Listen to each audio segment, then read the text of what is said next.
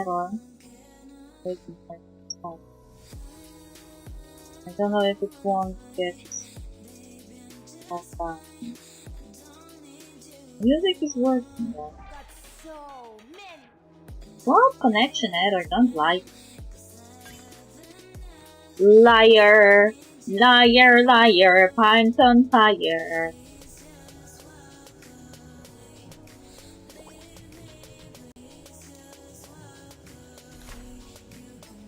Why do I have a weird feeling that I missed one of the events? I don't think so, but let's check the outcome. Got so many bounty tasks waiting. Go handle them first and we can save our celebration for later. Jump in. You've got so... Even off.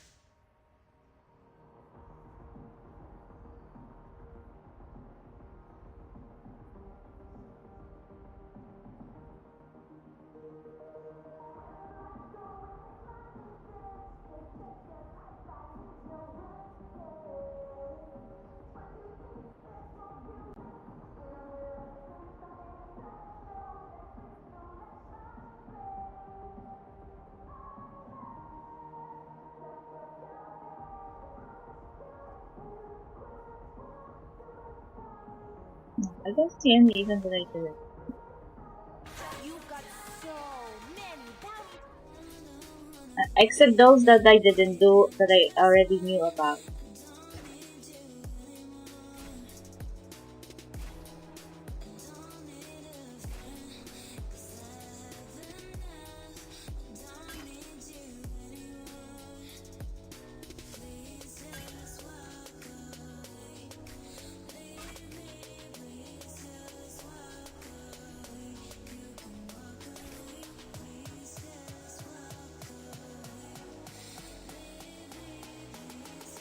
What is this?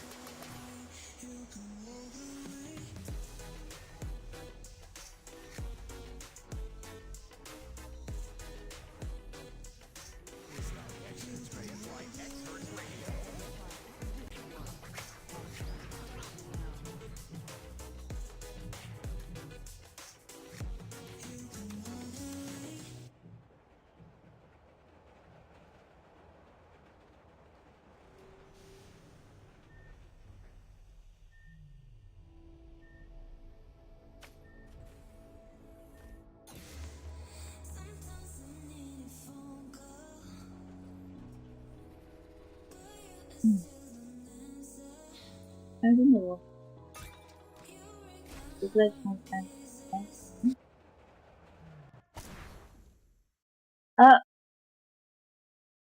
Wait, where I am? What is this? Once the Esper suppressant was successfully developed, we said our goodbyes to Fumikushi.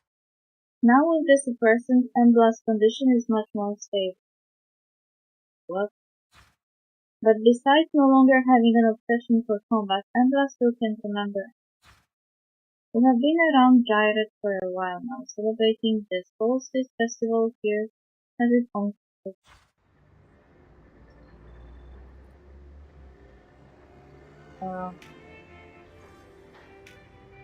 What's this? Fushi. So, Embla, how is the new outfit? Ooh. We gave her a new skin. The color goes really well with the snowfield. The Solstice Festival is here, so it's time for a new look and a fresh attitude. Maybe. Empla's cold response didn't dampen Fushi's enthusiasm as he pulled Embla toward the city. Let's take a nice stroll first. I have a very good feeling about it. You're listening to Dislyte X-Hertz Radio. Dislyte X-Hertz Radio. Okay, so this is... I suspect this is some kind of way to win the skin. Wait. You have to collect 4 limited items.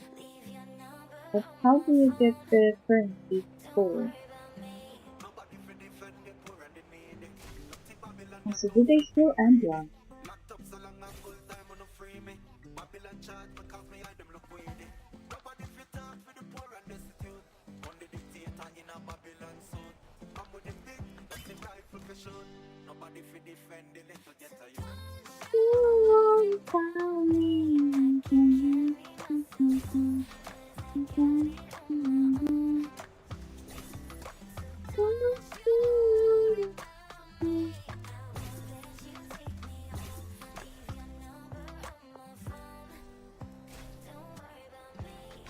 Incarnation.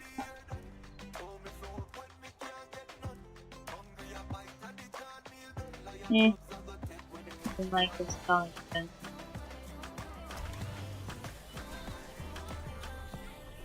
Oh?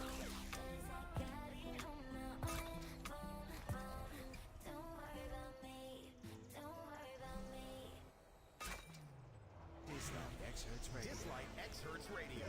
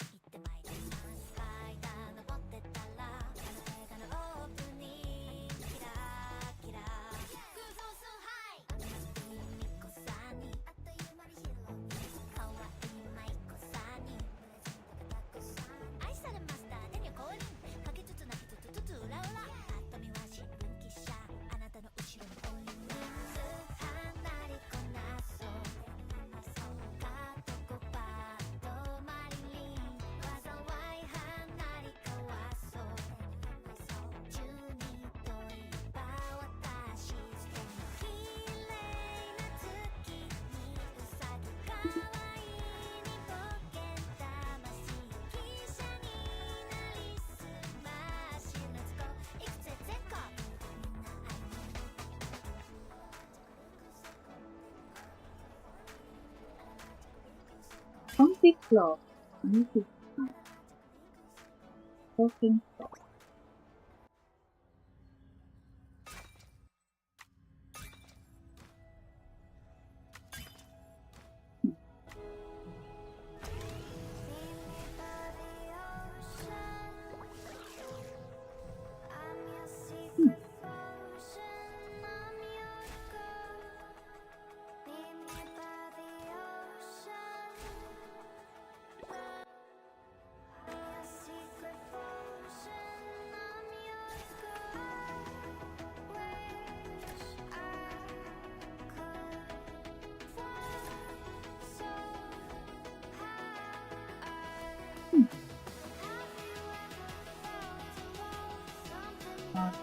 Who's on the banner?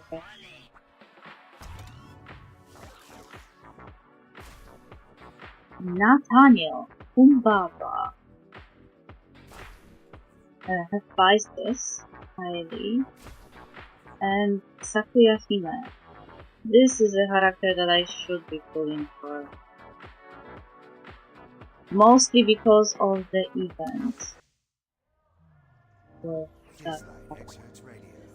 that I didn't do. See, when you have a character, you can do the backtrack. So there are some events that I didn't do. This one. Expose. Items of Faith. Cherry Blossoms.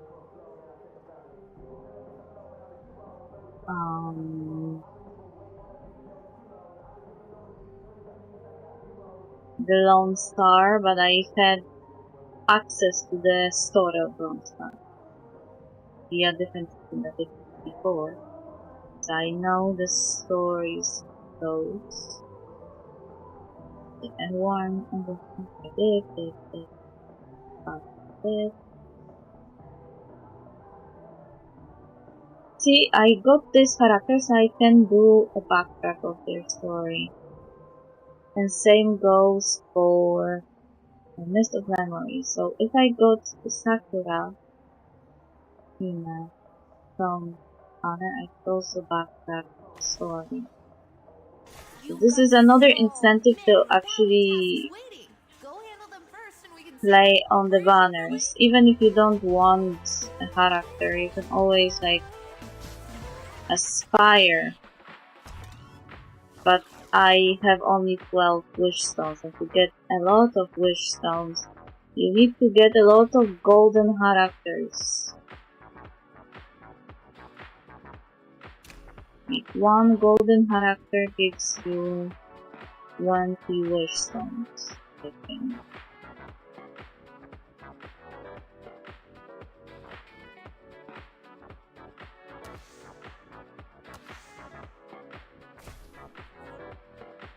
And you don't get the wish stones if you get characters and anything else. And here, and here, and here, here. That's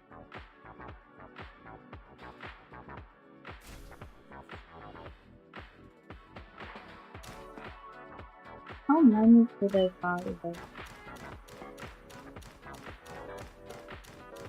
A lot! 160 with the 60 I have, it would be 220.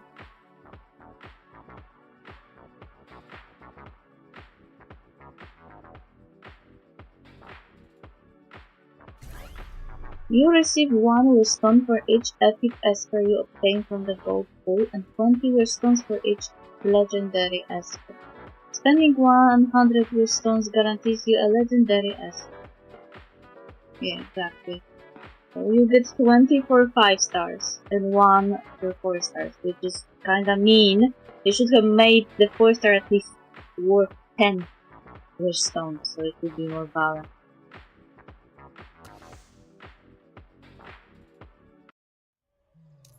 You're listening to Dislyte Experts Radio.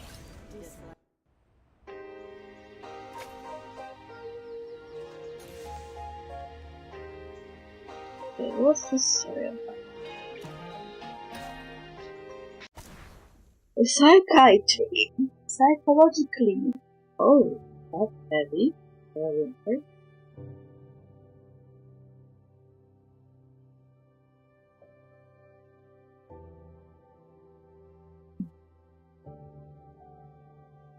Vina sat across from the doctor in the psychologist's office, her fingers twisting nervously.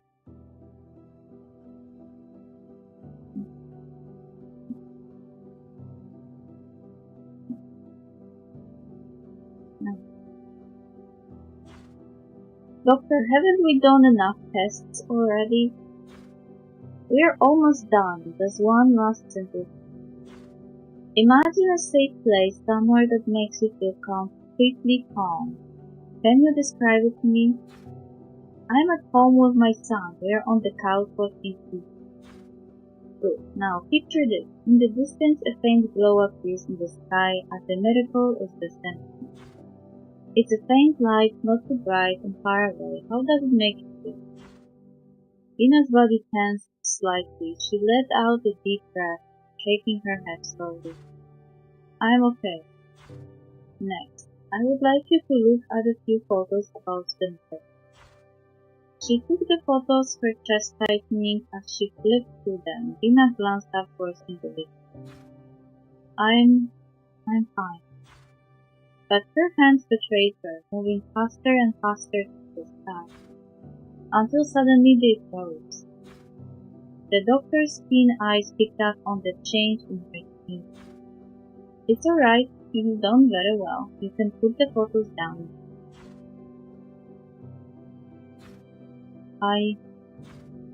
Her hands refused to let go, gripping the photos tight. Struggling for air, she stared down, her hands trembling uncontrollably. The photo shook violently and the dark shadow captured her veins in place. It blurred and twisted as if it were alive, ready to break free and boom. Vina! The sharp call jolted her and she passed, fighting for air. She blinked, struggling to focus. She realized the doctor had carefully pried the photos away from her. It's okay, breathe with me. In and out. Slowly her breathing steadied. It wasn't until she had fully settled that the doctor let her out of the room. Mom, are you okay? Nathaniel, ordinary person from Amuse Street, living a humble life with his mom. Don't worry, sweetie, I'm fine. But you look really pale. Are you a family member? Come with me for a moment. Behind the closed door, the doctor handed Nathaniel a report. Here's my diagnosis. Your mother has developed severe PTSD from the medical disaster. The trauma of being forced to leave Catholic, combined with her worries about the future, has only made it worse. When she is exposed to anything connected to the medical, especially me, her mom, she experiences intense fear, anxiety, and even episodes of panic. Nathaniel stared at the report stunned.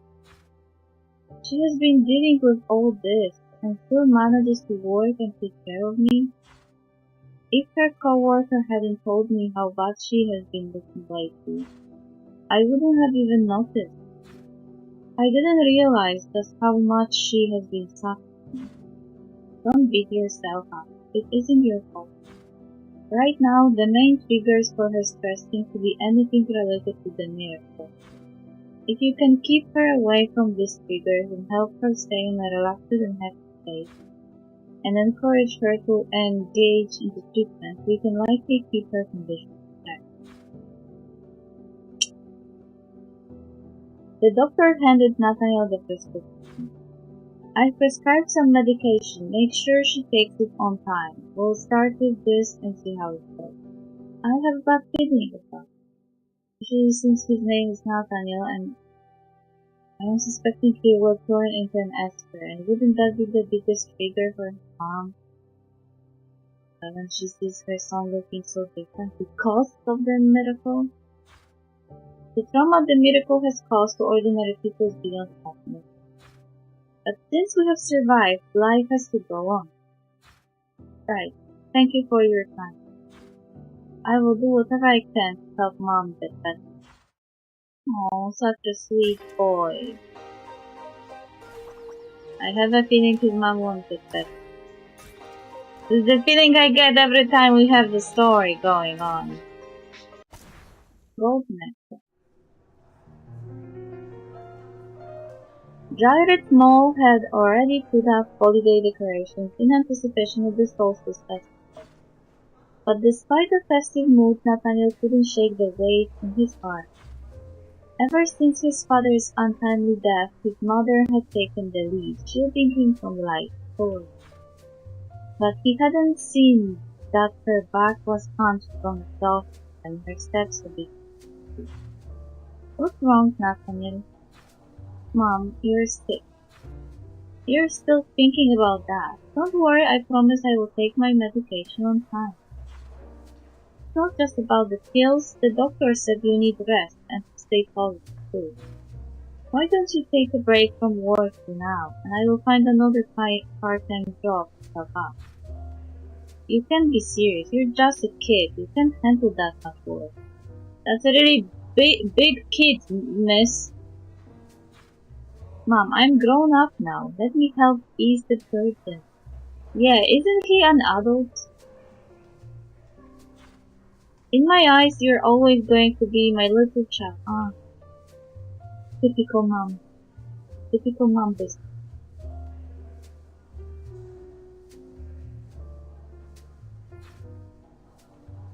As she spoke, Vina suddenly slowed her pace. Following her gaze, Nathaniel saw the jewelry store at the mall's entrance. Brightly colored balloons, wreaths of holly, and soft ribbons decorated the window display. In the center of the display, a slender gold necklace sparkled brightly under the light. Mom, that necklace is so beautiful. Do you want to try it on? Vina couldn't help but take a few steps toward the window. As they got closer, they saw the tag of the necklace. Winter Solstice Festival Limited Edition City Exclusive.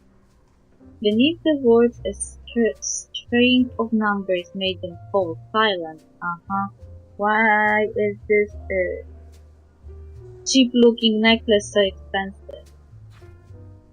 As the price sunk in, Vina snapped back to reality and took a few steps backward. forget it. I'm too old for a necklace like that. Let's go home. Nathaniel noticed, though, that even as she said she wanted to leave, her eyes lingered on the necklace. Mom really liked that necklace. If only I could buy it for her, she would be so happy. But Nathaniel's savings were nowhere near enough to buy the necklace. After dropping his mother off at home, Nathaniel came up with an excuse and went out to look for a part-time job. However, finding a job wasn't easy and most didn't pay nearly enough. Frustrated, he wandered aimlessly on the streets until nightfall. What could go wrong? Yeah, what could go wrong? Before he knew it, Nathaniel found himself in a quiet alley with hardly anyone around. Just as he was about to retrace his steps to the main road, a sudden roar of cheers filled the air. Ha, I told you that kid isn't a pro fighter. He can't last more than a few rounds. We made some good money tonight. Let's go grab a bite to eat. See you next time. Is this a boxing stadium? Uh-huh. Surrounded by noise, the stench of disinfected and sweat hit him all at once. Nathaniel peeked inside but quickly looked away. As he turned to leave, a poster on the door caught his eye. Fighters wanted, cash prices. Oh my, that much? Hey boss, wait a second, are you still looking for fighters? The boss stopped, eyeing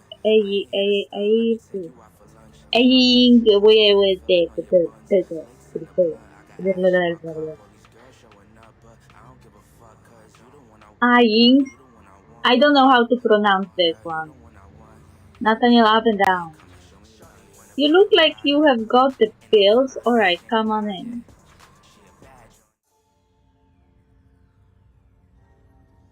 The boss led Nathaniel into the ring and pointed at the fighter across from him. Go fight him. Right now? Make it quick, either fight or get out. His mother's face flashing in his mind, he gritted his teeth and entered the ring. Luckily, his opponent wasn't too tough, and after a few rounds, he eked out a win. So you can fight. Fight 1 round for this amount, win or lose, there is no compensation for injuries or death. If you're okay with it, sign the contract and wait for your turn.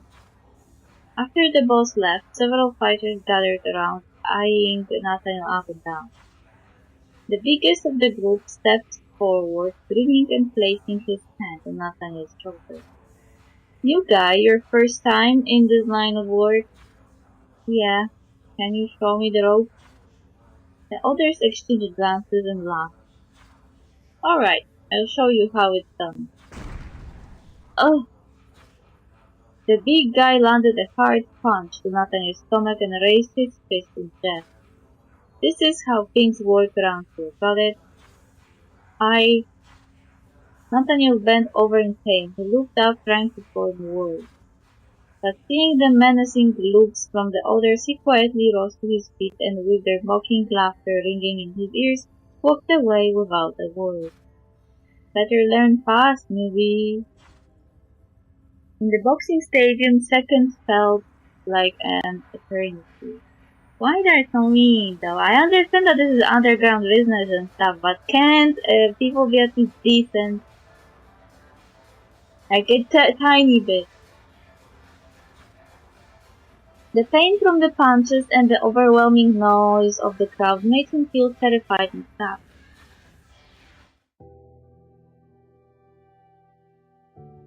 Nathaniel, why are your clothes all torn? What happened? It's nothing. Wait, what's wrong with your arm? Why is it bruised? I just fell. Leave it at that. I'm going to my room. Nobody taught you that lying doesn't work and also that you're a very poor liar. Also, does he really have to buy that necklace though? It looked cheap. The price tag didn't match the looks. Also, his mother would be happier if he didn't do anything reckless and dangerous in order to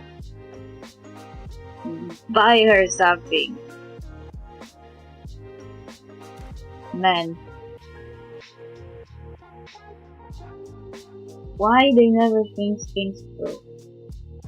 Your mother doesn't need the necklace. I know that you want to buy her the necklace to lift her mood, cheer her up, but she doesn't need the necklace. She needs you to be safe.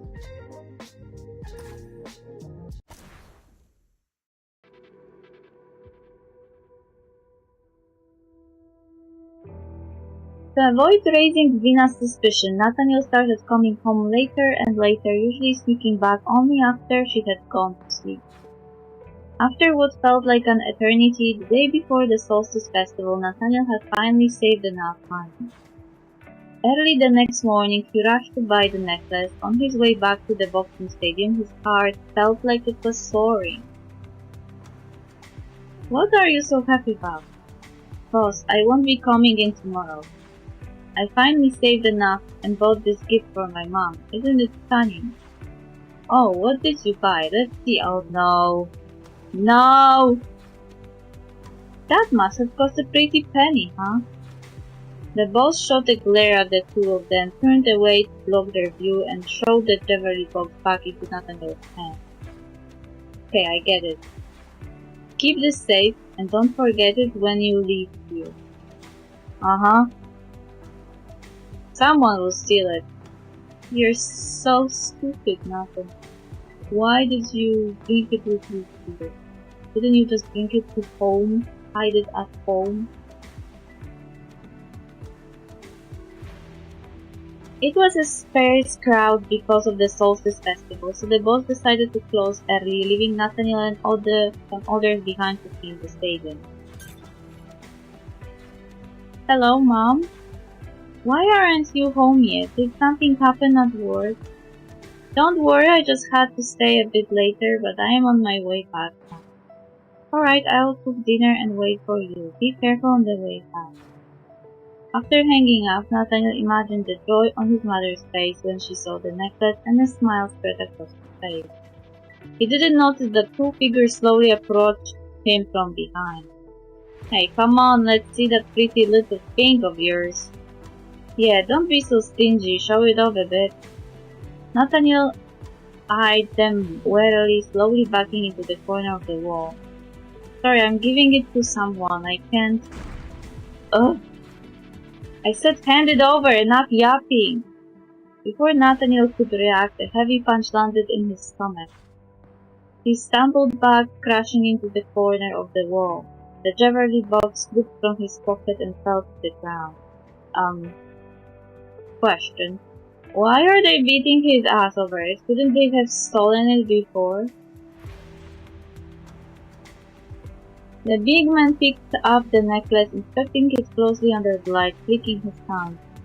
Well, would you look at that? It's really gold. What's a kid like you doing with something so expensive? Maybe it's better off as a gift for one of us, old head, huh? Give it back to me! Ugh. Nathaniel staggered to his feet and suddenly lunged at the fighter. He snatched the necklace back, clutching it tightly to his chest as he moved back into the corner. So you have got guts. Hit him again, let's see how long he can last. On it, boss! The thud of fists landing, the chill of the wall at his back, and the sharp tang of blood overwhelmed his senses. The steady drone in Nathaniel's ears grew louder, his vision swimming as the world around him worked into an unfamiliar blur. What do you want from me? Oh, giving up already? Weren't you the tough guy just now?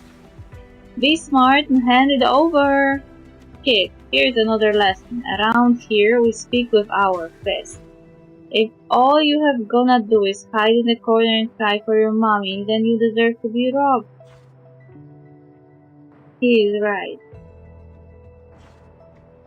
Biting my tongue and backing down doesn't change anything. It just makes them think they can get away with more. Why'd I have to cower in the corner, hoping they will scare me? When I am with Mom, it's the same. I hide behind her and drag her down. But I can't live like this anymore. I have to show her I become stronger, that all her efforts meant something. The drone in his ears turned into a deafening wail as the rage inside him exploded, setting his nerves ablaze. The fire swelled within him, threatening to tear through his skin. It ravaged his form, destroying him completely, only to reassemble the fragments and grant him a new life. Finally, the flames surged out of Nathaniel's mouth, a teal blaze, smoldering and icy, yet fiercely alive. He's transforming! Damn it, run! The light consumed Nathaniel's body, spreading outward, casting grotesque shadows that writhed on the wall. You won't take my mother's necklace. Ooh. Well. Your mother has a heavy PTSD, man! Now she won't be able to look at you anymore.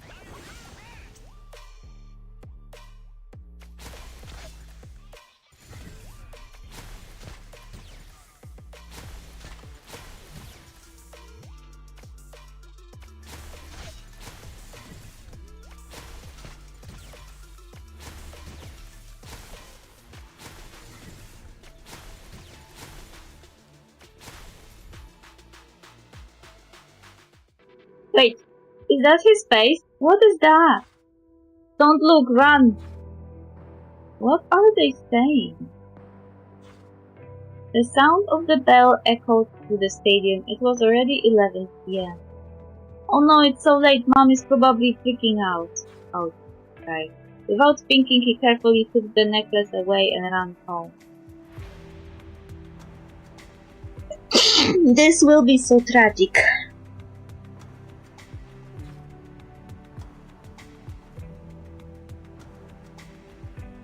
You're back. Dinner is ready. I'm just waiting for... Mom, don't worry, Who are you? Wait, your voice. What are you? Mom, it's me. I transformed. Oh no! Oh god, it's a Miramon! A Miramon is here! The miracle is here! A Miramon has come to kill me! Help! Get away! Don't come near me! Screaming, Vina scrambled under the table, huddling in the corner. She had lost control, throwing whatever she could find at him. A hand mirror smashed to the floor beside Nathaniel, splintering into a web of cracks. He picked it up, trying to calm his mother down. Mom, I look different, but it's still me. Is this really me? Nathaniel froze. A cold shiver ran through him, as if ice water had been poured over his skin, leaving him trembling. My face! Why does it look like this? He turned, hoping to find his mom, but all he saw was her face frozen in terror. Is she afraid of me? Am I a monster? Nathaniel stared at the mirror, his mother's panicked screams ringing in his ears. He pulled out the jewelry box from his pocket. The gold necklace lay still inside, glinting softly in the light. This necklace is for you. He gently set the box down on the table. Happy Solstice Festival, Mom. Without another word, he turned and ran out the door. He ran faster and faster until his figure disappeared into the night. Aww, told you this will happen.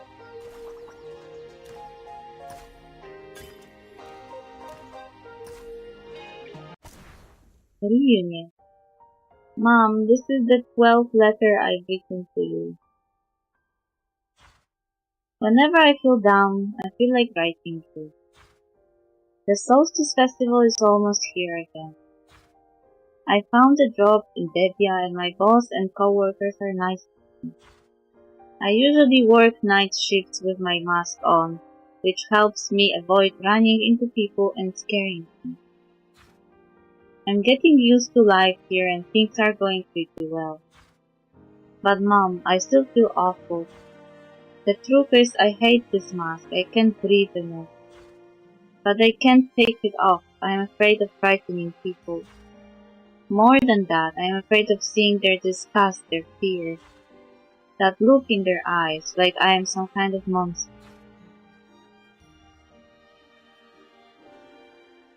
Excuse me, sir. You called the anonymous delivery service. Do you have a letter to send? Ming Shuo. Is he going to be playable character? Lace Handy. I don't even know what that god is supposed to be. Oh no, the letter is for me. Just send this packet. Got it. The address is still Dry Red Avenue Street, right? Yes, thank you. Ming Shuo nodded, carefully attaching the label to the packet. Okay, so the kid was writing letters to himself. I will get that out right away. It should arrive by 3 p.m. Aren't you early today? You usually come by at 6. Ming Shuo gave a sheepish smile, but there was a cheery look in his eyes. For the Solstice Festival, I've taken time off to go home and celebrate with my parents. When are you heading home for the holiday? Work is too busy this year. I don't have any time to go back. Oh, I see. Why can't you just tell them? They are also transformed. Look at him. He doesn't look very much human anymore either. He would understand you.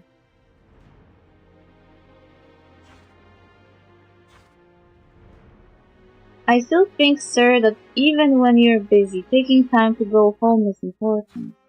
Letters and packages can carry deep, heartfelt emotion, but there are some feelings that only come through when you meet in person. Nathaniel opened his mouth to respond but swallowed his words. Seeing how torn he was, Ming Shuo quickly changed the subject. Sorry, I shouldn't have said that. I'm running late, so I'll be off. I need to get to work as well. Take care, Ming Shuo. Oh, and Happy Solstice Festival, sir. Happy Solstice Festival. After parting ways with Ming Shuo, Nathaniel hurried to the stadium. By the time his shift ended, it was already 10 p.m.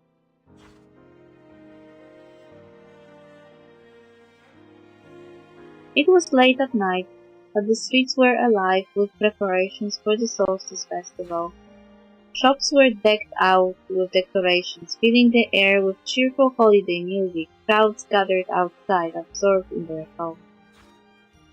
Mom, I want this one. Alright, go ahead and pick your favorite. Mommy will buy it for you. Don't take too long though. Dad is waiting at home to help us set up the party.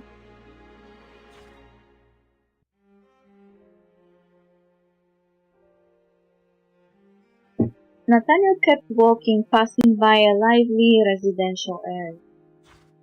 People had placed gifts under the holly trees in front of their houses, and warm yellow light glowed from the windows. They were laughing, hugging, and fanning the flames in the fireplace, making them burn brighter, filling the house with warmth and cheer. It should have been a comforting scene, but Nathaniel felt like his heart was being scorched, aching with a sharp burn. He steered clear of the bright, lively street where he didn't belong and slipped into a shadowy alley, planning a long detour home.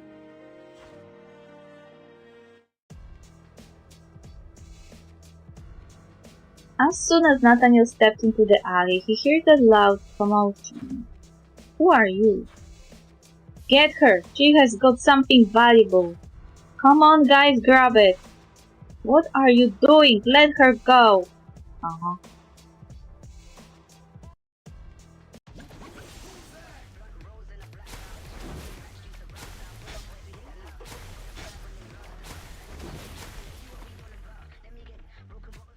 Stop! Just take it back. The hoodlums dropped the stolen item on the ground, helping each other escape. Nathaniel sighed, picked up the belonging they had taken. Miss, are you alright? This is yours. It was only then that he realized what he was holding. It was a thin gold chain, shimmering in the dim light of the alley. This is the necklace I gave to my mom.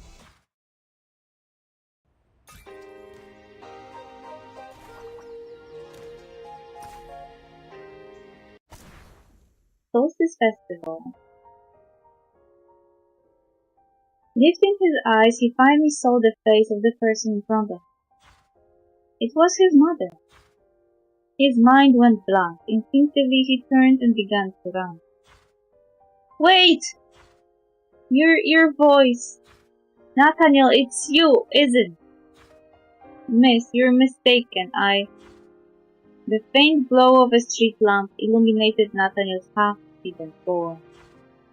Finally, she saw his face clearly and tears poured out uncontrollably. It's you! How could I mistake my own child? I've missed you so much. I've been searching for you for a whole year. Vina clutched Nathaniel's clothes tightly, trying so hard she could barely catch her breath. Nathaniel could only stop, lowering his head and staring at the ground. Mom, I've always been a burden to you. You got sick and I couldn't help at all. Now I've turned into a monster. If I stay by your side, it will just get worse. Nathaniel took a deep breath as if a heavy weight was pressing on his chest. Every word that left his mouth felt like a painful stab. Mom, things are better this way. I'm working hard. I can help, and I won't be a burden to you anymore. How could you ever be a burden to me? You send money every month, but then disappear. I've been so worried if something happened to you, what would I do? It's okay, Mom. Look, see, I'm doing fine. I'm my own man now. You don't have to worry about me. How is your illness? How are you doing? I've been going to the doctor regularly. Don't worry, I'm not scared of the miracle anymore. Mom, I look really scary now. I will frighten you if I take my mask off. We can't live together. I look like a mirror mom. No, you're not a mirror mom. You're my pride and joy. He's so sweet. Ignoring Nathaniel's attempts to stop her, Vina reached up and gently removed his mask. Her hands trembled as she touched his face. My child, how much have you suffered alone? Her fingers traced the calluses on Nathaniel's hand, and Vina's tears began to flow. Finally, Nathaniel couldn't hold back his own tears. He was overwhelmed with frustration, confusion, and pain, with so many things he wanted to say. But when he saw his mother, suddenly he couldn't say a single word. Mom. Hot tears streamed down, finally melting the ice between mother and son. He slowly opened his hand. Laying in his palm was the long-awaited Solstice Festival gift.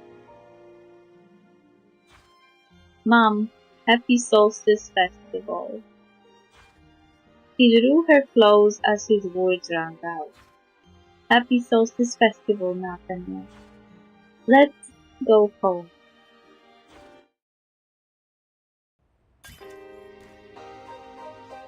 It had a happy ending. Is there other part of the story continuation or?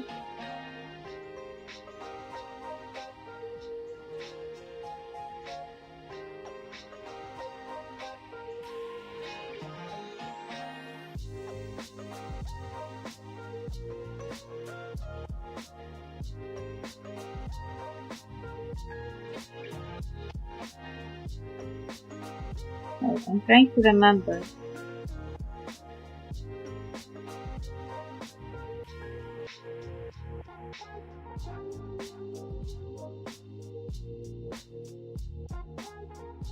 And I think I did play the entire storyline of the previous one.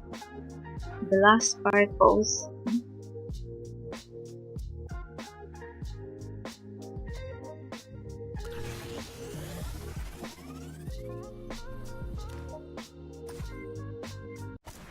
wishes. Guided or...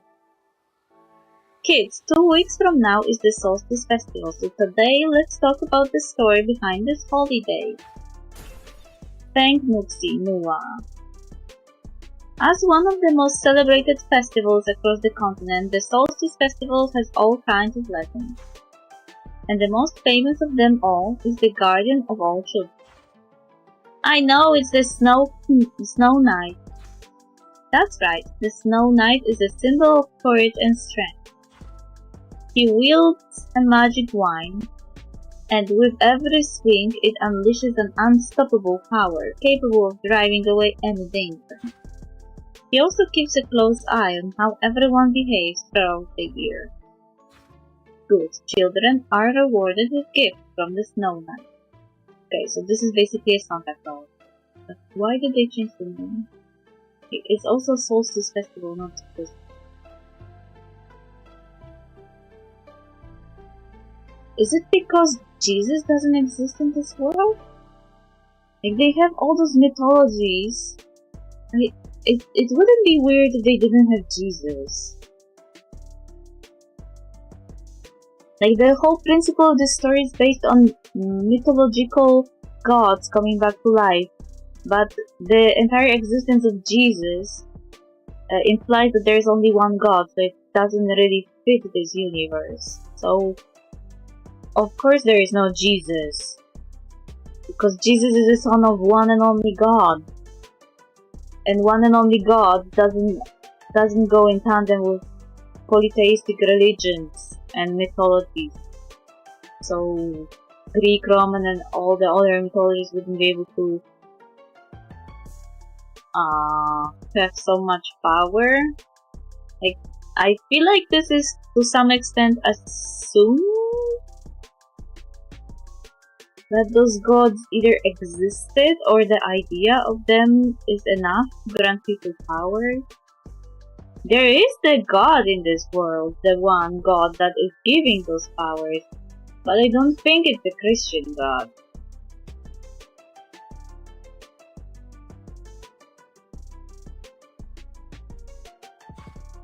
But how does he know what we want? Later I will give you some stationery so you can all write a letter to him. Write your wish on it and the teacher will help send it to the Snow Knight. I want the latest comic book. I wonder if it will come true. Of course it will. Peach, what are you going to wish for? Peach, Direct Orphanage Child. It's a secret. Surrounded by laughter and chatter, Feng Nuxi smiled as she handed out stationery to the children, waiting for them to write down their wishes. The gifts from the Snow Knight may have been a fairy tale, but over time, they would become part of the holiday tradition. Every child who believed in the Snow Knight awaited the gift that magically appeared. And every adult who wanted to preserve their child's innocence found themselves especially busy. No shit. That evening, Vina was simmering hot soup, waiting for her child to come home. Knock knock. Mom, it's me. You know what? I need to Google that. Humbaba. Humbaba. What is that mythology? Is it God?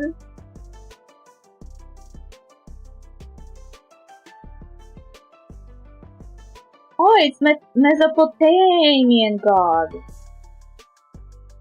Or more like, not a god.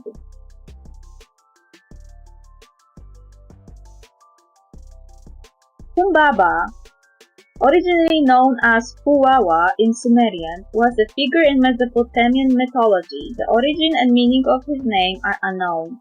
He was portrayed as an anthropomorphic figure comparable to an ogre or giant. He is best known from Sumerian and Akkadian narratives focused on the hero Gilgamesh, including short compositions belonging to the curriculum of tribal schools, various versions of Epic of Gilgamesh, and several Korean and Hittite adaptations. He is invariably portrayed as the inhabitant or guardian of the cedar forest, to which Gilgamesh ventures with his companion Enkidu. The subsequent encounter leads to the death of Humbaba, which provokes the anger of the gods. Humbaba is also attested in other works of Mesopotamian literature. Multiple depictions of him have also been identified, including combat scenes and anthropomorphic clay heads.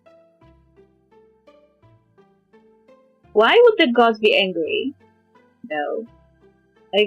Was Humbaba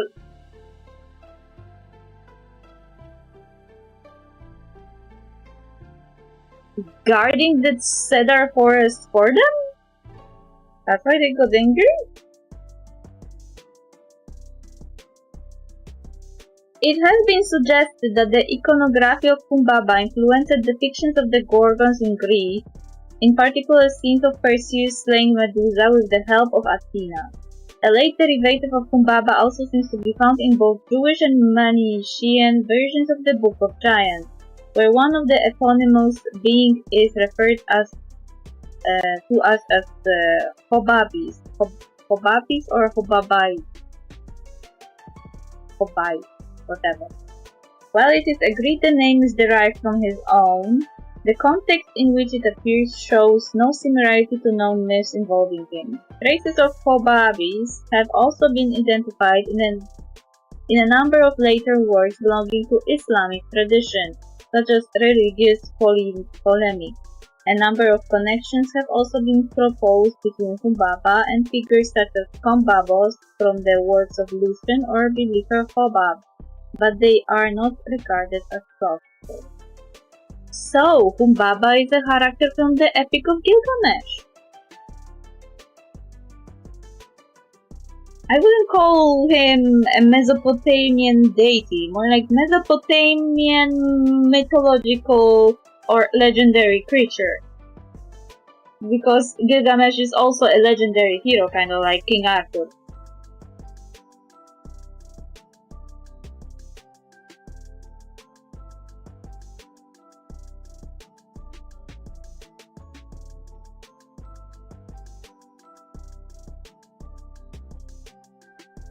Why are you back so late? Did something happen at work? No, I went to the orphanage to pick up letters signed a bit late. Nathaniel carefully opened his backpack, revealing a stack of pristine letters. Is this the event where they give gifts in the name of the Snow Knight? Yes, we are planning to make it a bit more exciting this time. Besides giving gifts, we are also throwing a solstice party for the children. There are only 2 weeks left before the festival, so we are a little pressed for time. How about this? You wash up and eat first, and later we can look through them together. After dinner, the two of them began sorting through the letters. Handmade gingerbread man, the latest comics, a trip to an amusement park. The simple wishes of children always bring a smile to your face. This letter. What's wrong? Nathaniel held up one of the letters. Unlike the others filled with all sorts of wishes, this child had written one sentence. I want to see the Snow Knight with my own eyes. Speech. Did the child write anything else? No, he just had one wish. Maybe we could tally up the most popular gifts and give him one of those. But if only this child's wish doesn't come true, he will be so disappointed. How can we find a fairy tale character who doesn't even exist? I've got it! We can hire an actor to play the Snow Knight and deliver gifts to the children. That's a great idea, but why hire someone else when you can pretend to be him? Me? I can't do it! I don't even know where to buy the right costume. Just because they don't sell them, that doesn't mean we can't make one. I will take your measurements and make you one, okay? Seeing the warmth in his mother's eyes, Nathaniel nodded slowly. Alright, I'll give it a try. A week later. Do I look strange? Nathaniel, dressed in the costume his mother had sewn for him, nervously checked himself in the mirror. Of course not, you look great. Don't worry, you will be fine. You have been secretly practicing his signature moves at night, haven't you? Trust me, the kids will love it. Wait. Snow Knight has signature moves? How? I thought it's a creature that doesn't exist. How can it have signature moves? I mean, Santa Claus also has the ho ho ho and stuff, but that was made up later.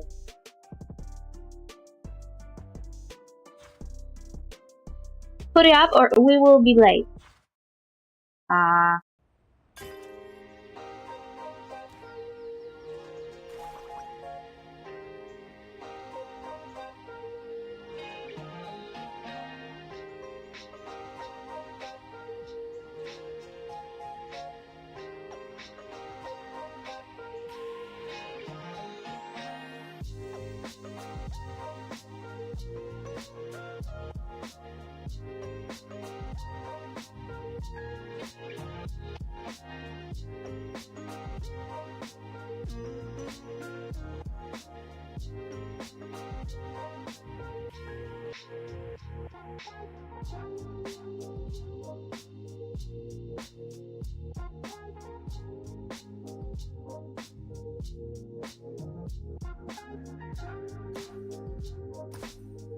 I was trying to find the Snow Knight, but it looks like Dislyte completely invented that character.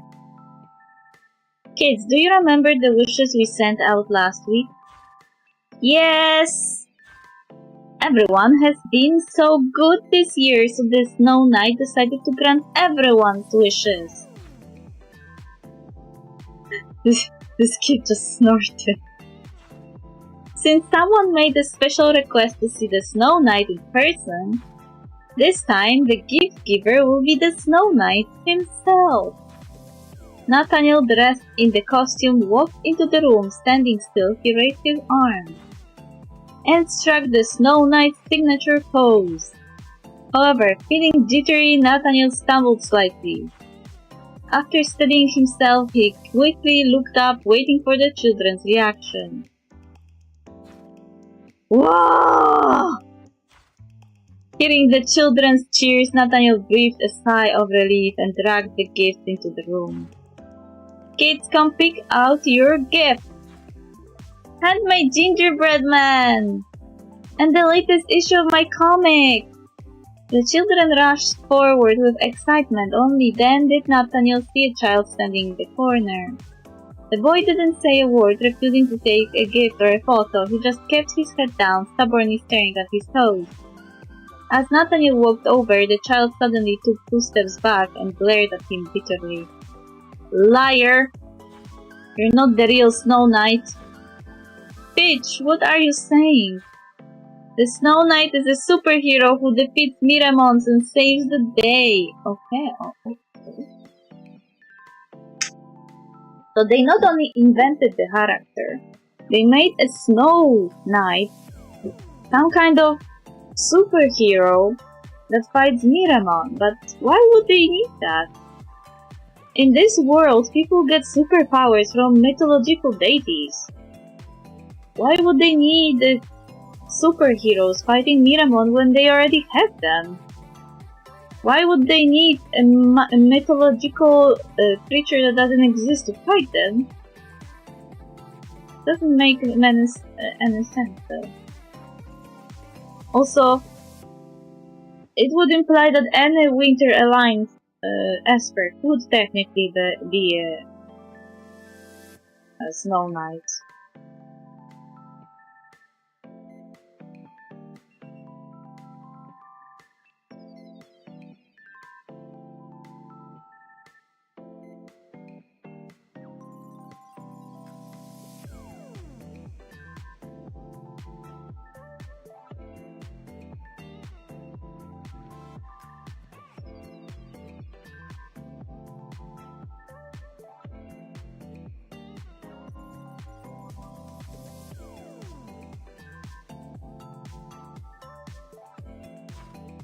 But he doesn't look tough.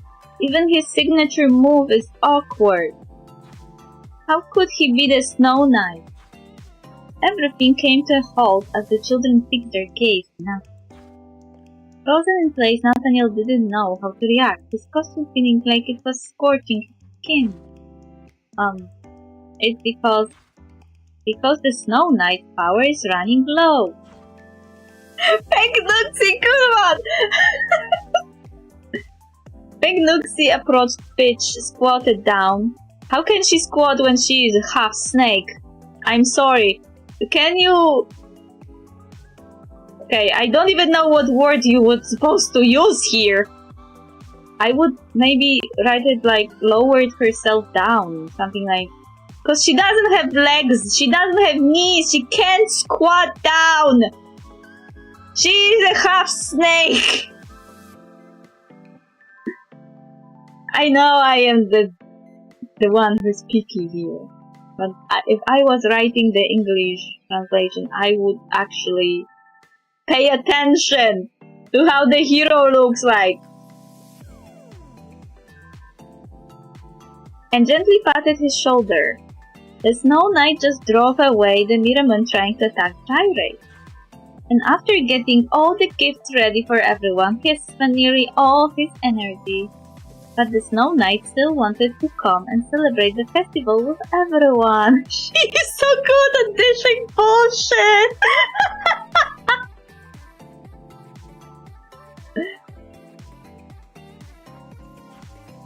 So what should we say to him? Thank you, Snow Knight! What's more, the Snow Knight has prepared a treasure hunt for everyone over at Gyrate Park. Everyone hurry and pack up. In 30 minutes we'll head to the park for the treasure hunt. Yay, let's find the treasure! The tense atmosphere rolled back to life. The children rushed back to their rooms to pack their bags, but Peach stayed firmly in place. Peach, why aren't you packing your things? I'm not interested in the fake Snow Knight's treasure. But you're the smartest kid in our orphanage. What if the others can't find the treasure without you? Fine. She is like the master manipulator. But in the good sense, you know? In a good sense. Peach paused, gave a reluctant nod, and ran off to pack his things. Thanks for helping me out. It's my fault for not being more convincing and disappointing the children. Don't say that. You're a great Snow Knight. The children are really like you. Oh, the children all really like you. As for Peach, I'm sorry for how he acted. Please, don't take his words to heart. That child, well, he's been really down lately. Oh, did something happen? It's probably because of the upcoming Solstice Festival. 2 years ago, for the Solstice Festival, Peach's family went on a trip to the outskirts of Gyrate, but they encountered a Mirror. We found Peach hiding in some bushes, where the Mirrorman hadn't spotted him. But as for his parents, they had already... I'm so sorry, I didn't know Peach went through all that. Thank Nuxie looked in the direction Peach had gone, letting out a soft sigh. There are too many children nowadays who have gone through something similar to this. In our orphanage, most of the children lost their families in the miracle disaster. But the tragedy Peach went through happened during the Solstice Festival, a time when families are supposed to come together. This sorrow he feels is indescribable. Peach must have suffered a lot. Director Peng Nuxie, I will do everything I can to make sure Peach has a happy Solstice Festival. Oh, I know you will, Snow Knight. It's the worst when the kid lost their family during some kind of holiday. The same happened in Harry Potter series.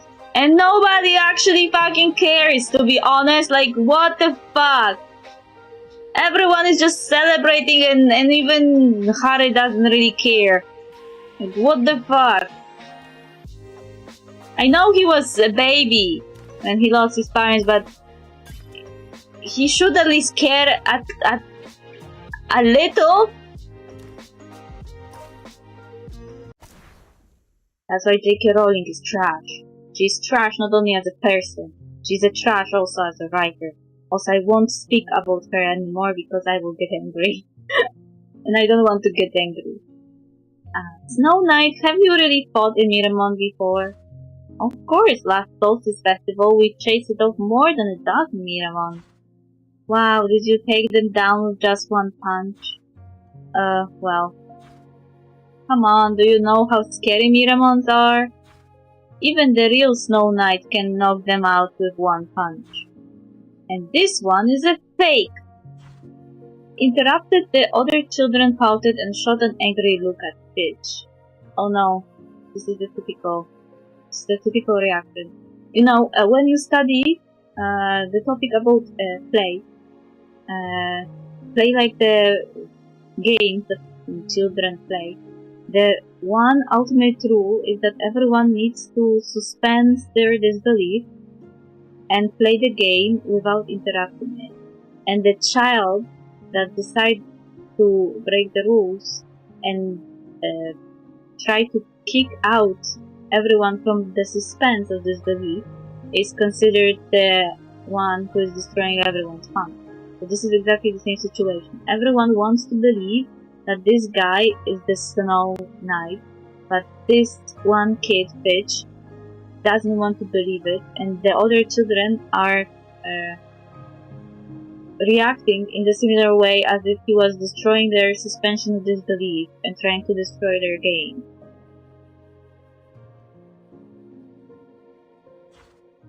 You have never even seen a Miramon. How can you say the Snow Knight wouldn't beat it? Oh no. I think you're just saying that because you don't like the Snow Knight, so you made up lies about him. Yeah, Fitch, how can you say that? I didn't. Nathaniel quickly stepped forward, standing in front of Fitch. Fitch isn't lying. Miramons are dangerous. You don't need to speak for me. I wasn't lying in the first place. I've seen the Snow Knight. He was fighting a Miramon, and he even told my parents and me. What did he say? Tell us. What? Everyone calm down. Wait, Fitch! In the chaos, Fitch suddenly yanked his hand away from Nathaniel and started running downhill. Fitch! Snow covered the trail, hardened into ice, making it extremely slippery. By the time Nathaniel caught up, Fitch had reached a sharp bend. Fitch, it's too slippery, slow down! Come back with me, I will prove to everyone that you... I don't need you to prove anything, you're the liar, not me. Get away from me. As Fitch turned, his body suddenly lurched. Fitch! Seeing Fitch tumble off the edge, Nathaniel didn't think, he just ran straight toward him. He threw himself onto the snow and two vine-like tendrils shot out from his palms, wrapping tightly around Fitch's wrist. It's okay, relax, I'll pull you up. After a brief struggle, Fitch was safely back on solid ground. Nathaniel turned ready to comfort him, only to be met by a pair of wide, gleaming eyes. You really are the Snow Knight! Huh? It has to be you, I saw your magic wine! If you're back, does that mean my parents are too? Where are they? Oh, Jesus Christ. This is why he wanted to see the Snow Knight. He told himself that maybe if the Snow White came back, that would mean that his parents survived and they will come back. This is so sad. Seeing the torn look on Nathaniel's face, Fitch's smile slowly faded. He took a few steps back, collapsed onto the ground, and stared at Nathaniel in disbelief. You're not the Snow Knight.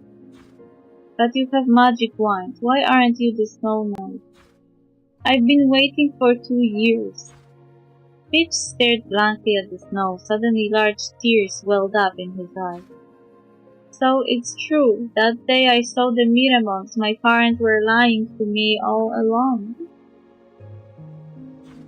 Dad hid me in the bushes and told me not to come out. He said they were going to help the Snow Knights fight off the Miramons. You should have figured it out when he said that, to be honest. But I understand that that was a dangerous situation and you were in shock, so I won't be picky about this.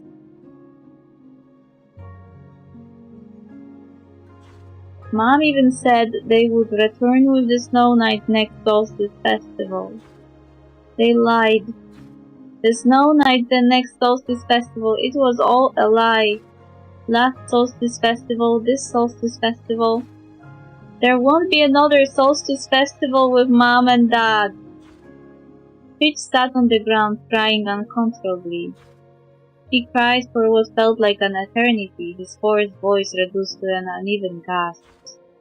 Just then, he heard a soft noise. Oh.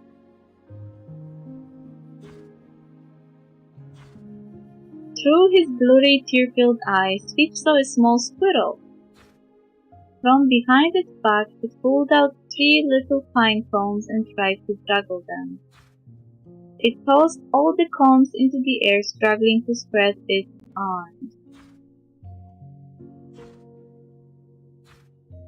However, all 3 pine cones landed right on the squirrel's head. How about...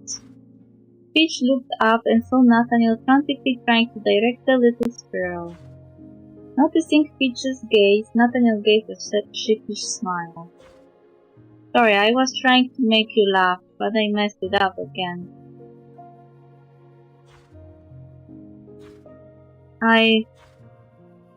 From above, the sound of children's cheers reached them. The treasure is an invitation to the Winter Bash! Peach, are you going to come too? I don't like parties. I promise this one will be different from the others. I will plan it myself, and I will make sure it's the best Winter Bash ever. Peach stared at Nathaniel silently. After a long pause, he slowly nodded. Alright, I will go.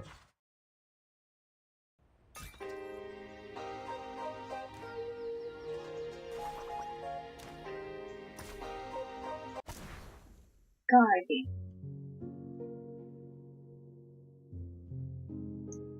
One week before the Solstice Festival. Nuxie, do you have a moment? Of course, what is it? Nathaniel began telling Nuxie about Peach's encounter with the Snow Knight. So I told Peach I would organize the Winter Bash. But I've never done anything like this. Do you know someone who could help? I understand, but won't that get Peach even more worked up? I don't think so. I already told him. But I get your concern, but I believe Peach needs this party. Nathaniel lifted his gaze to me first. Through this party, I want to show him that even if fairy tales aren't real, the kindness people show each other is. Even if the guardians from stories don't exist, and even if his parents aren't coming back, that doesn't mean he's alone. There will always be people who care for and love him. He blurted it all out in one go, then looked down, suddenly self-conscious. Nuxie smiled softly, giving his shoulder an encouraging pat. I'm sure you will find a way to let Peach understand. As for the party, I know exactly who to contact. 2 days later. This is Yu Jing, the Esper Academy's resident party expert. Hi, you must be Nathaniel. Yu Jing, Princess Longji. Nuxie filled me in. Don't worry, I'm here to help you this week. Oh, thank you so much. I will leave you to it then. Just reach out if you need anything. Yu Jing pulled out colored markers and blank paper from her bag and spread them across the table with a flourish. As a professional party planner, Step 1 is brainstorming all the ideas we can muster. No idea is too wild. Let's start with the invitations. And what? Kids love little squirrels, right? Maybe I could get them to deliver the invitation. That's adorable, I love it. Next, we'll need some fun party games. That's easy. Puzzles, singing contests, charades, storytelling, they're all great options. Exactly, but we need the concept that ties them all together, something linked to the party's theme. What if we create unique stamps for each game? We could weave them into a Solstice Festival story and the kids would exchange the stamps for a grand prize. And the grand prize is the Snow Knight shows up and hands out gifts. How about that? Perfect, and the Snow Knight's appearance has to be the grand finale, a spectacular entrance to wrap it all up. Right, the next part is easy. It's mainly about organizing the party decoration. First, we need to arrange a delicious solstice feast, then we will have to buy props for the games you have prepared. As we brainstorm, the blank paper in front of them filled with vibrant colors and sketches. By the time the sun set, their plan for the winter bash had taken shape. Phew, we nailed it! I've got a good feeling about this. It's going to be the best winter bash ever!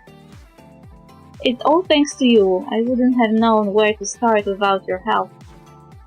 Eugene shook her head firmly. You're too modest. Most of these ideas came from you. I think you have got a real knack for party planning. And honestly, throwing a great party isn't about experience, it's about wanting to bring people joy. You have got that in spades, and I'm sure the kids will feel it. I hope Fish will be happy. Suddenly a strange noise echoed from outside. Huh? What was that? What's wrong? Fengnuxi, you're here. We think someone was outside just now. Fengnuxi glanced at the door, a slight smile playing on her face. Oh, that. It's probably just the wind. Let's not focus on that. How is everything going on your side? Eugene beamed as she shared her party plans with Fengnuxi. And finally the grand entrance of the Snow Knight. By the way, Eugene, about the Snow Knight. Do you know someone who can really set the tone? Someone who is confident and stands out in any crowd? Actually, now that you mention it, there is someone. Wait, what?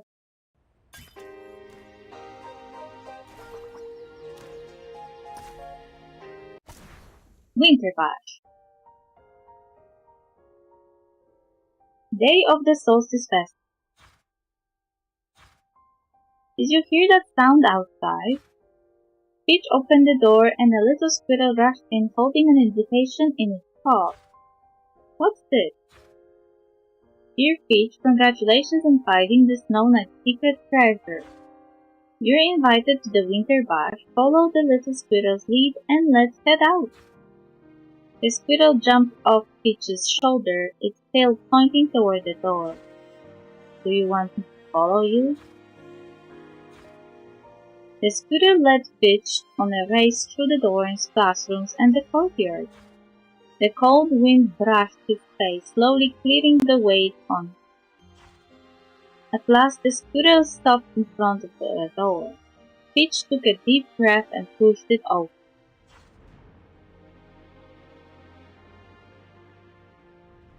Wow! As the door opened, a wave of warmth and children's laughter washed over them. The long table was covered with delicious food and colorful lights sparkled, casting a soft, cozy glow around the room. Peach, happy Solstice Festival! I'm Eugene, the Snow Knight's assistant, and I am here to make sure everyone has a blast at the party. We have got loads of fun things planned. We are gonna play some games, collect stamps, and maybe even win a secret grand prize. Let's kick things off with a riddle. What house has a door but no windows, is hot on the outside and cold on the inside? What's that? I can figure it out. I know, it's a fridge. Correct, you get the stamp. Wow, Peach, how did you know that? Well, I just thought. The kids chattered away, their troubles from last week already a distant memory. As night fell, the party reached Fever Peach. Then Eugene took the stage with a microphone. Congrats everyone, you have finished all the games and unlocked the secret grand prize. And now, our Snow Knight!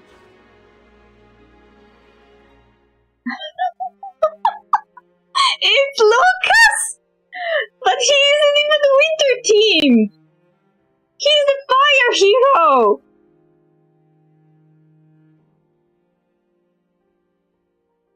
Snow Knight, make your entrance! Whoa! This party is so fun, even I couldn't resist dropping by. Of course I couldn't come empty-handed, right? Kids, come pick your gift! Yay! Lucas' grand entrance sent the party into overdrive, with kids cheering and rushing to his side. But where is Nathan? Peach anxiously scanned the room. At last he spotted a familiar figure tucked away in a corner. Nathaniel had taken off his costume and was staring into the night sky, lost in thought. Nathan. Peach! You worked so hard to organize the party. Why let someone else play the snowman? How did you know? Peach's eyes bored into him and Nathaniel let out a sigh. Peach, you were right all along. The real Snow Knight should be someone bold and charismatic. But me, I can't even pull off a signature pose without looking clumsy. I am just not cut out for it. If I played the role, I would only mess things up. That's not true. I'm sorry, to be honest, all that talk about being bold and confident, it was just my own idea. I don't really know what the Snow Knight is supposed to look like. But I think you did great. Just take that little squirrel. It was good. And your mask, it's just like something the Snow Knight would have. This mask. Nathaniel shook his head with a bitter smile. No, Fitch, I didn't wear this mask to play the Snow Knight. Then why? Nathaniel? During my transformation, my face got distorted. It's scary to look at. So that's why you always wear the mask? Yes. Can I see the real you? Nathaniel panicked, clutching his mask tightly. You would better not. I don't want to scare you. But I've never seen your face before. How do you know I would be afraid of you? Nathaniel gently traced the outline of his mask. Staring into Peach's eyes, full of warmth and encouragement, he slowly removed the mask and revealed his true self. Seeing Peach's frozen expression, Nathaniel quickly covered his face. Did I scare you?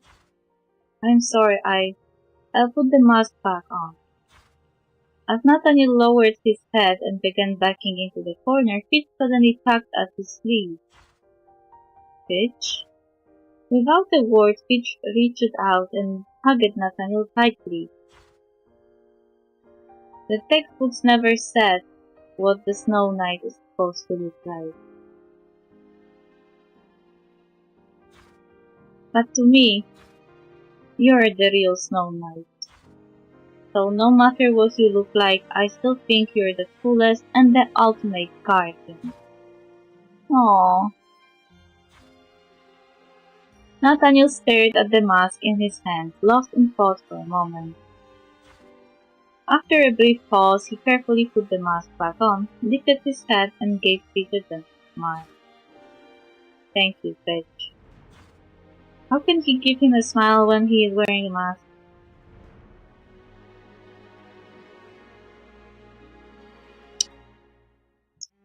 Cheers erupted from the crowd as everyone started the countdown, getting ready to ring in the new year. The countdown has begun. Let's go. Okay. Peach grabbed Nathaniel's hand and ran straight into the throng of children. This time Nathaniel didn't pull away. Aww. He was accepted.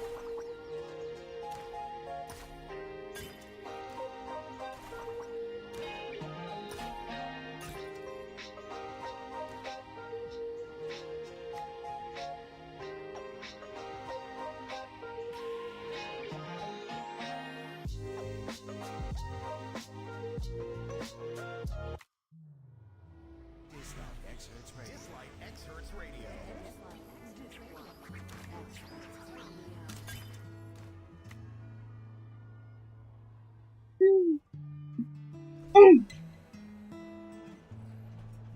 I wonder if I should try to wish for some hero. It's not like I need anyone. And the banners on Dislyte usually are separate for the special heroes. But you need wish stones to use those banners. So those are special heroes. Those are from previous week. This is for this week as well because there's the birthday.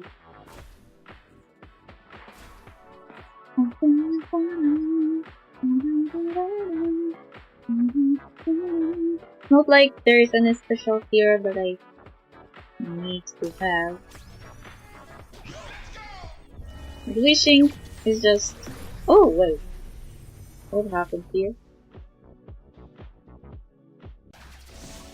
What just happened here?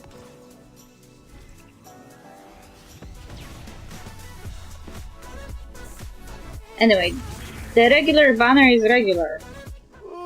No rest for the wicked, huh? Alright, let me throw some divining sticks for you.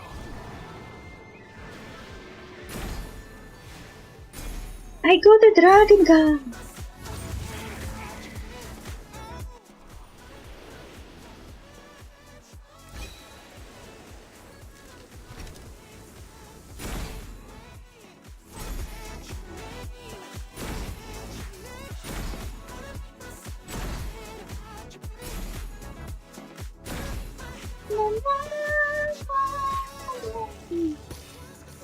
Yeah, I got 20 points.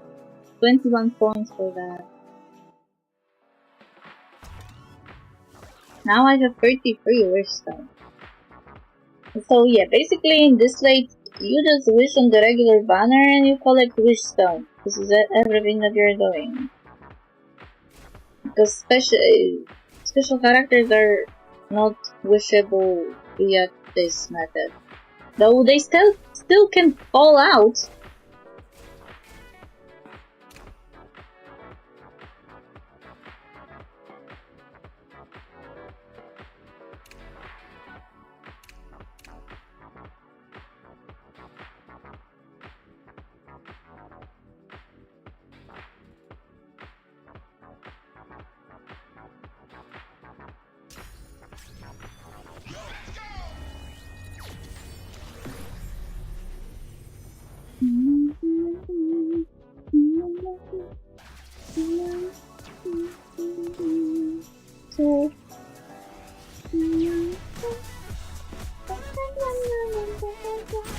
I will have to get 4 5-star heroes to get 20 points.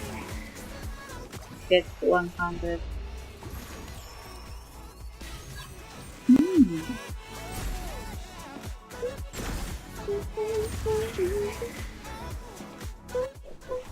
Don't just give up because you think you're not special.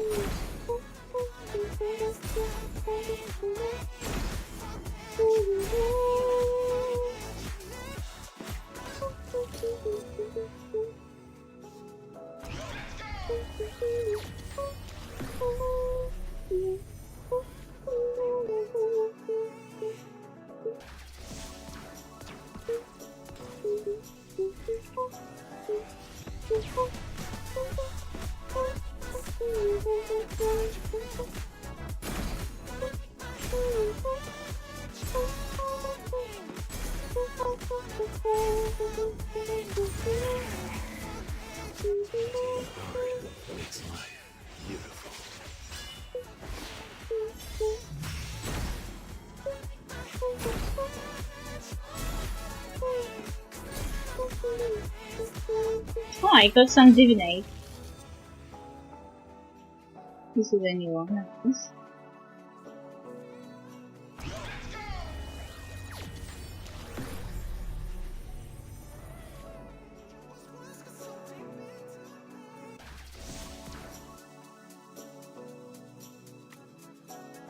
What did I get? Oh! I got divinate for far.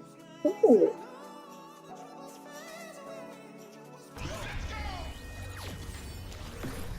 Oh.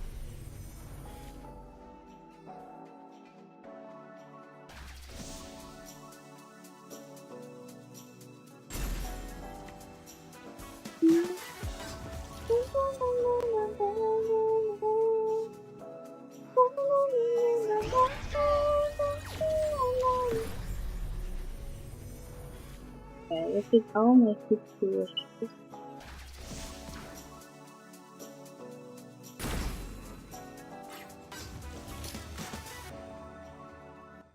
My... Yeah, 50 because on the first time we got the gold one that resetted the counter.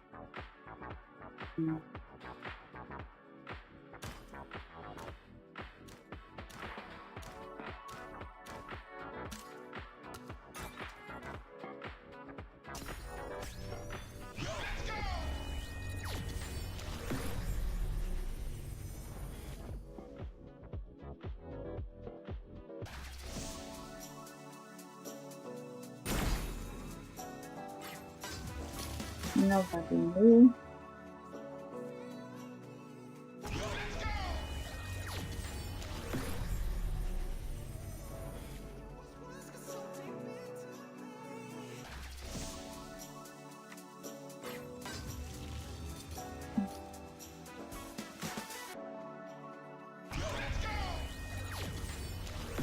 Oh, gold. Now the people will get resuscitated.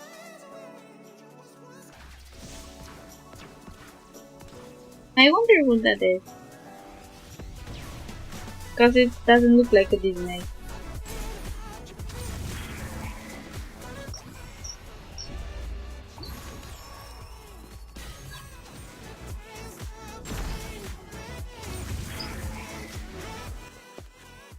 Oh, I love her. Now it's my turn. Step on me, hit me with your hammer.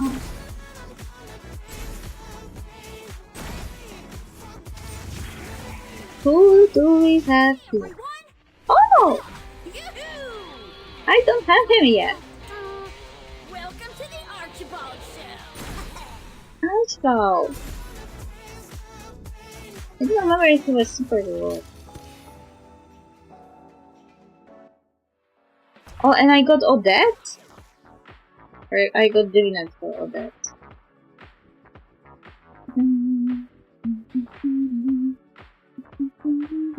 See, I got 60 wishes.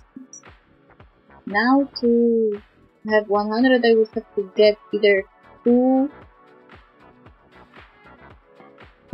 golden heroes, like Espers, or I would have to get 40 forces.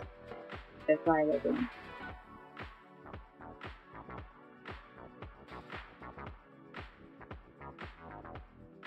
Need to set this like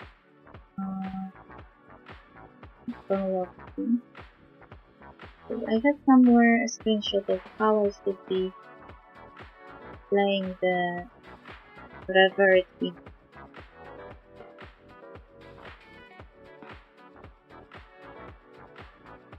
Yeah, I have to get that hero that looks like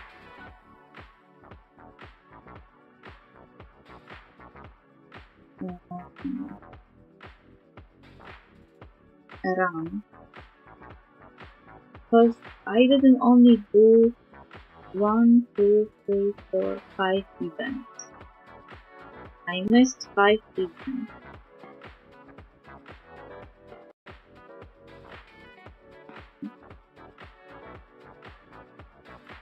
No.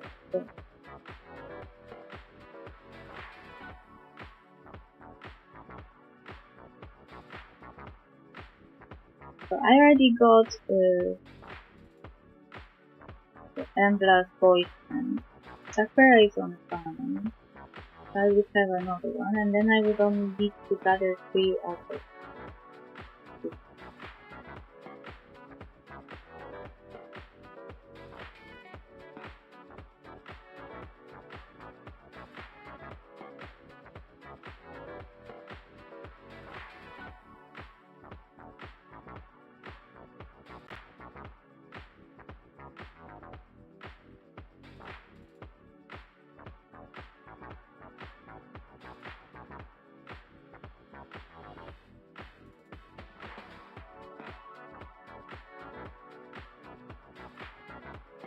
I just got a guy from Inescapable Fate, and I actually did that event. This was an event with Yalina.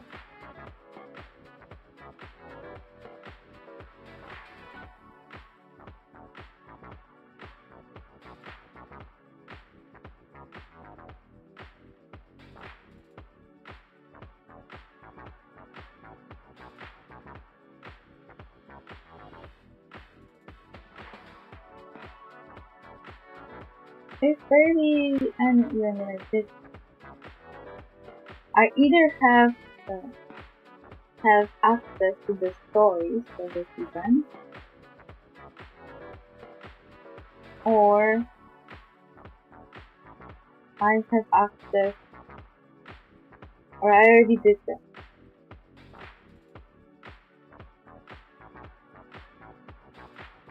I did the reply with Ollie's story. I don't remember if I did this access, but I for sure did the Bloody Hunt with Dora.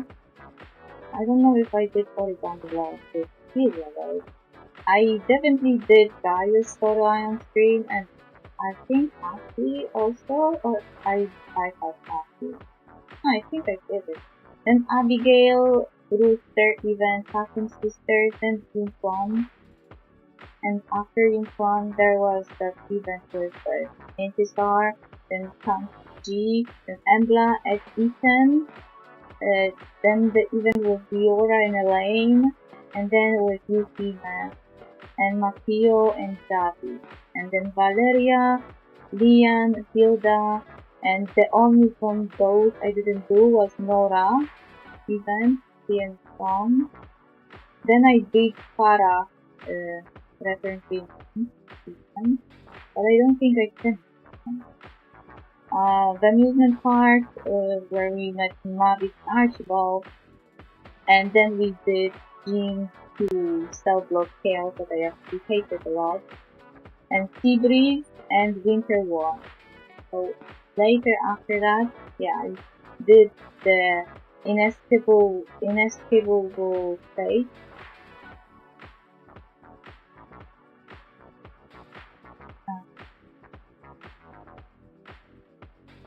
With the Dragon Boys.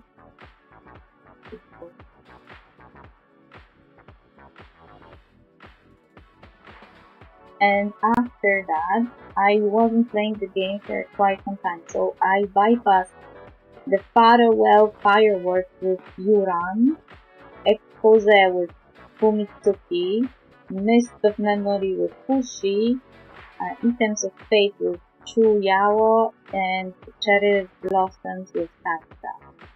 I only came back when there was Blazing Night Part 1 with Fatima, and then we're doing Blazing, like I got Fatima quickly from the banner so I could do backtrack of her event before Blazing Night 2 Part 2 ended, and so I could first do the part with Fatima, then with Amir, and then we continued doing Dawn of Darkness with part 1 and 2, Shadow over Orville, Pick the Unknown with Lusang, then Plane of Illusion with Yujing, and then Final Elegy part 1 and part 2. So yeah, I only missed 5 events, and I would want to backtrack them in the chronological order, but to backtrack them in chronological order, I need to get Yuran first. Then I need to get Fumitsuki. I already have Fushi, and I have to get Chuyao. And now we have a chance to get Sakura from the banner, so it will be in my best interest if I try to do it. I have a lot of stuff accumulated. It's not like I am poor or something.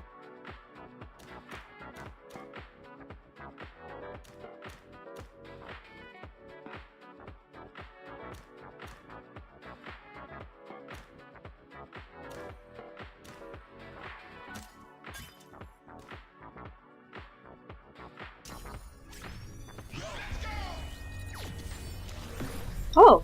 Could be nice. I wonder for who...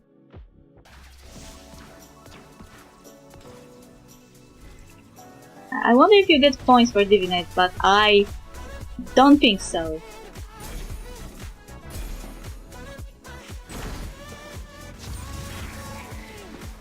Who divinated again? Oh! Where's the lady? Where's the very mean lady?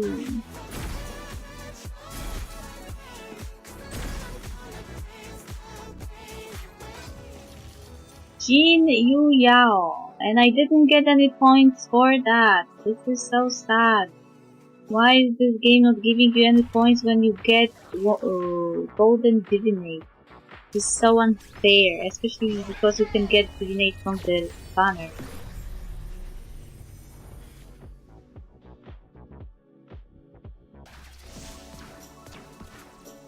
I got some special character.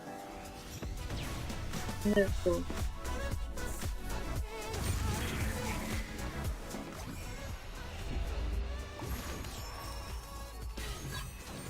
Good beauty flow with Divinate.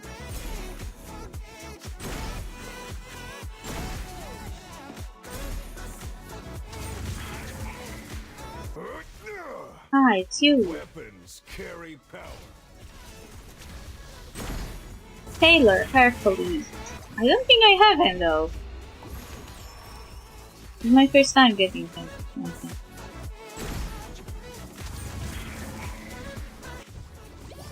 Oh, it's you. Oh, what a perfect test subject. I saw her pants.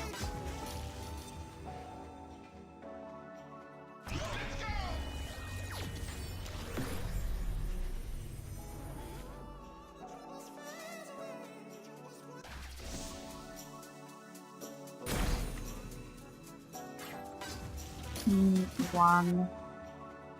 This is so sad. This is so sad.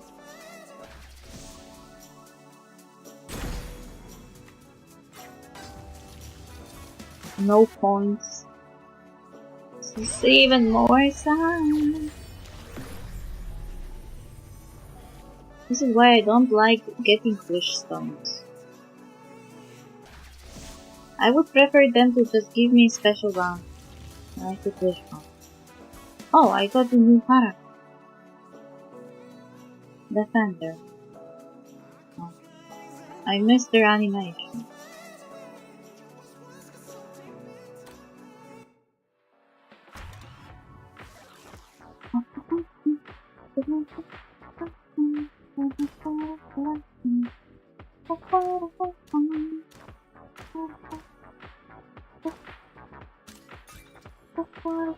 And now I am officially broke.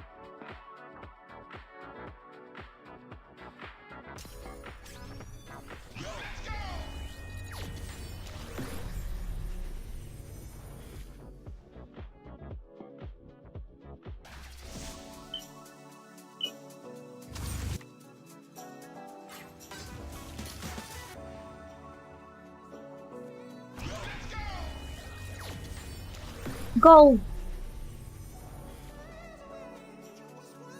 I wonder who that is. Oh, so many voices.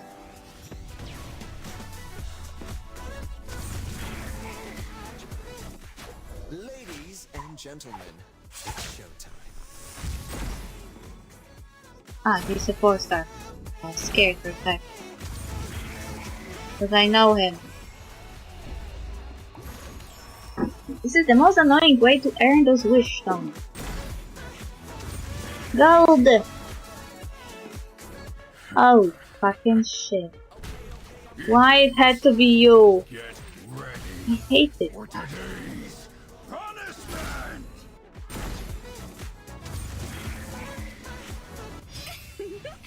Danger is a fair price to pay for inspiration.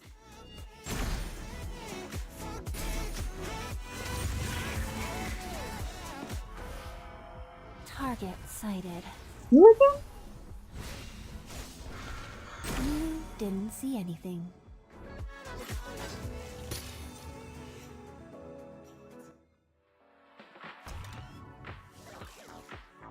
Yeah, so I have officially 89 wish stones. And I'm officially broke.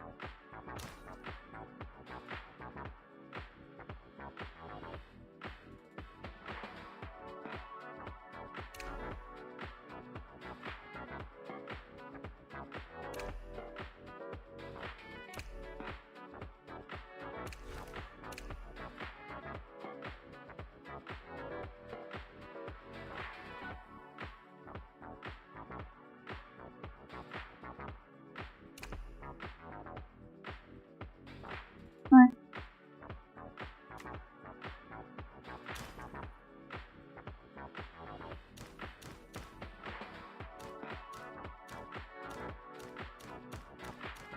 I can only buy 19 more. But I got to 89 wish stones. It's very close. Of course, not enough.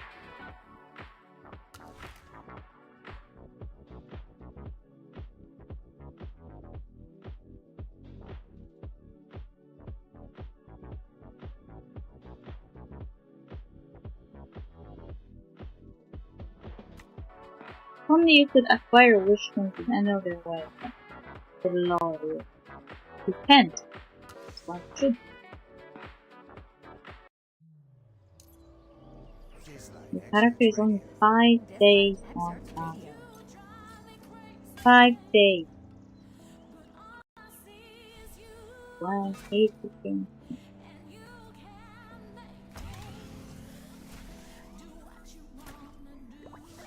I also wasted some of my currency here. Shouldn't have done that.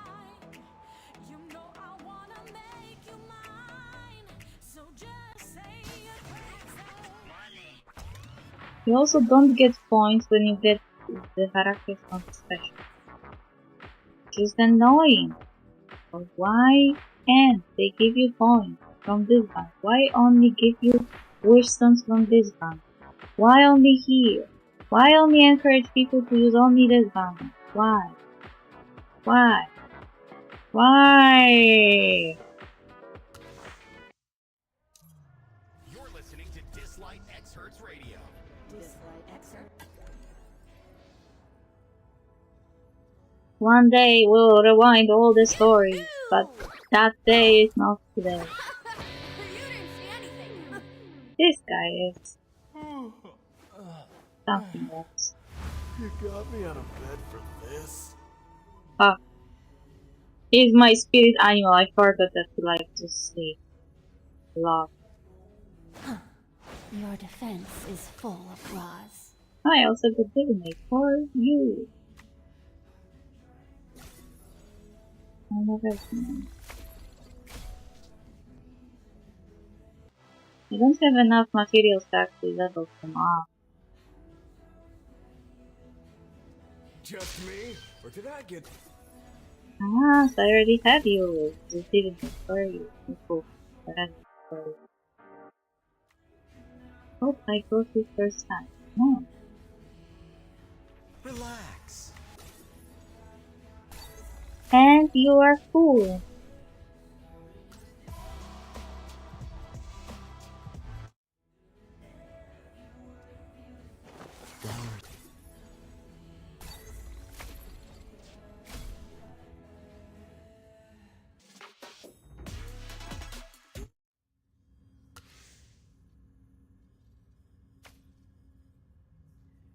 If there were no fighting, things could have... Just me? Or did I get stronger?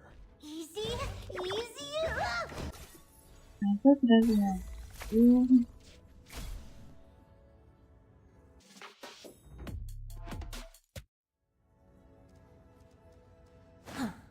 Your defense is full of flaws. Don't speak of him in my presence.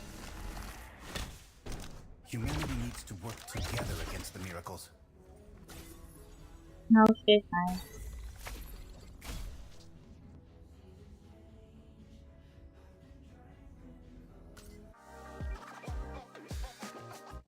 Full album. All I want to do is protect my people. Yeah, you can also level up Dislyte. One lots of second one. All I want to do is protect my people. Don't speak of him in my presence. Your defense is full. Easy, easy. Yoo-hoo! What would you like? An eye for an eye.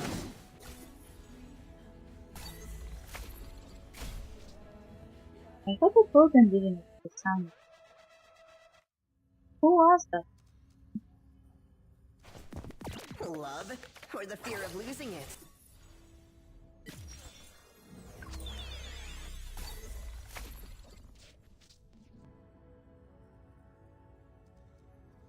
Love, or the fear of losing it? We're here to do one thing. It and was- that's to win. Here up for you. How about it? Aren't I the best, huh? They really messed the game up when they added those Dislyte, but I can't complain, to be honest. Banners are usually pretty cheap. Beauty. I'm sure you've something.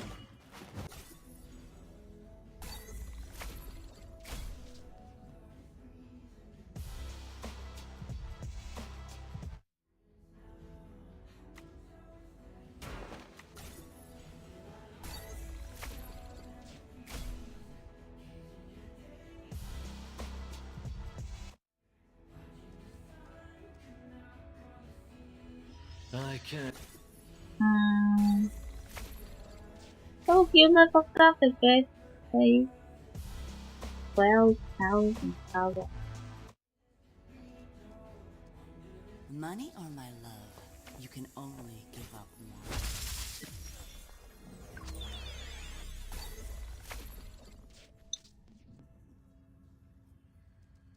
Money or my love? You can only I'm give up wasting one. time, I could use play other things. To be honest, I don't have an idea what else I can play. I'm not in the mood for anything else, to be honest. I got some rad new fairy tales. I hope the kids like it. My brain is not in the mood for it I today. got some rad new fairy tales. I hope the kids. Oh, I thought this was Elegance should be good applied for in you. all aspects of life.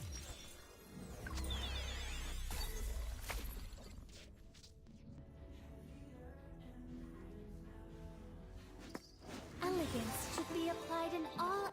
When is it my turn? I can't wait to get on this.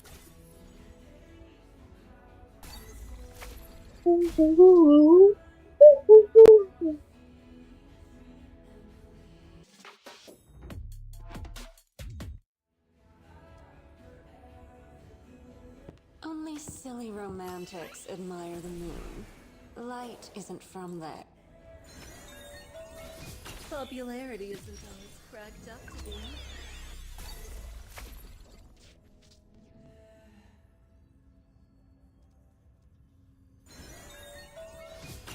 You also get an upgrade. Nothing really comes to mind. And for your Dislyte and for you. I wonder if she's still considered Vtuber. Nothing really comes to mind. Because people were using her a lot. And she was recommended a lot as well.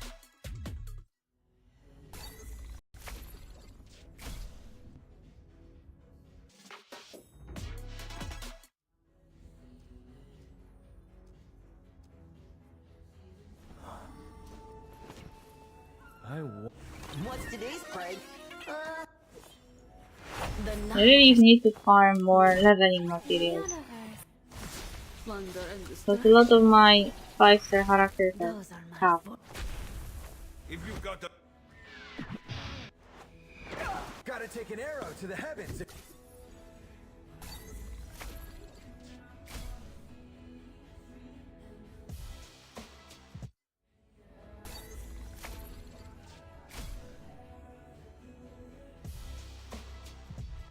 Hero should be a verb describing real. They're in range.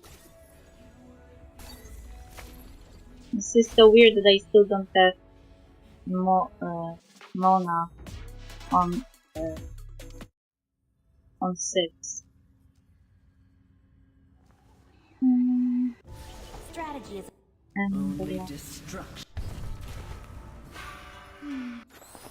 It's my job to. If anyone in the Union is experiencing... There's a mission? Let's leave. Hi everyone. We are Destiny's.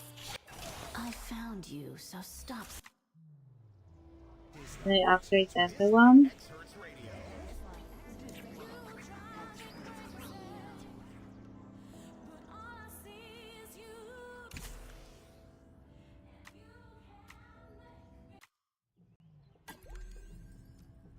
I found you, so stop struggling. It looks like. Hey, no, why did you game so on?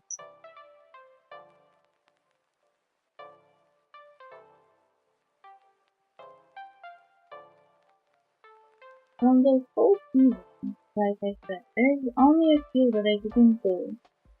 But I did rewind those times because I bought currency at the time.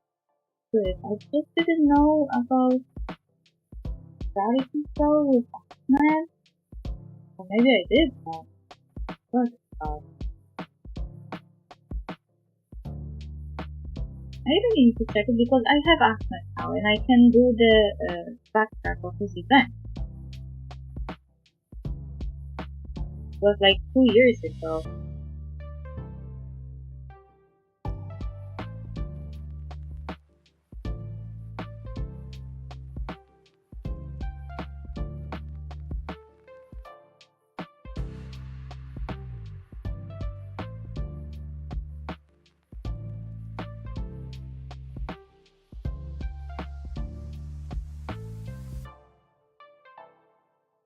So the first event was the Lone Star with Audi, which I did. What happened to my game? Why is UI not responding? What happened? Connection error, my ass.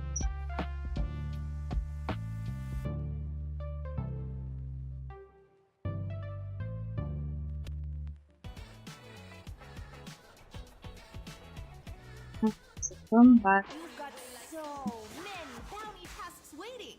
Go handle Do them you have first so we different can save our clothes? celebration for She later. has different clothes. Backtrack season.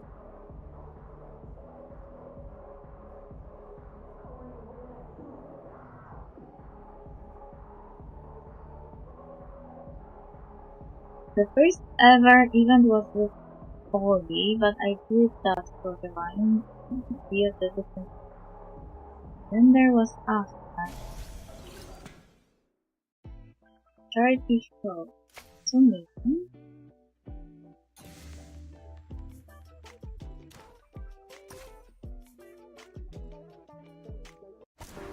Charity show. First performance. Postcard. That about wraps up the medical assignments. Next is his communicator buzzes. Ahmed picked up the call. Hi, Mr. Ahmed. This is Carl from Snowfield Entertainment. We would like to invite you to an event we're having. What kind of event? Our company is planning to hold a charity show in 2 weeks. We were wondering if you would like to join us. Ahmed checks his schedule for the next 2 weeks. Yes, I'm available. Does that mean you will join? Yes, I'll be there. Wow, that was quick. Most celebrities, never mind. About the event, we actually have a small request. What is it? There's a fundraising portion before the show. Would you mind taking part? Ah, fundraising? Yes, getting more people to contribute and donate. All contributions will be donated to orphanages. Of course, if you're uncomfortable with this, we totally understand. No, I don't mind. Fantastic, I'll send over the schedule ASAP. Thank you. Ahmed ends up the call and sighed. Fundraising. Am I gonna be alright? I guess I just gotta do it. A week later.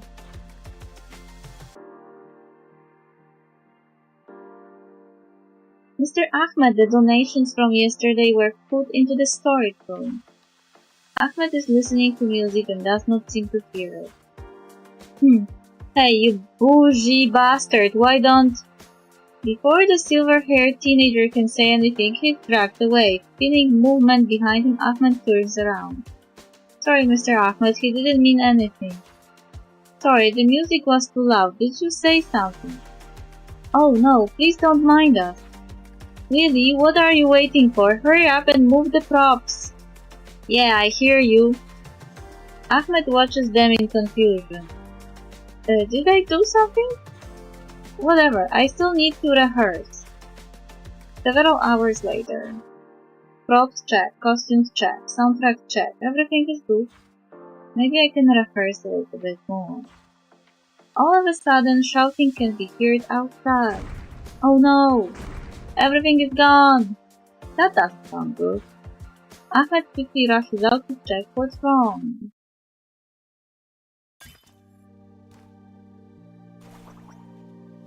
Oh. Those are like choices?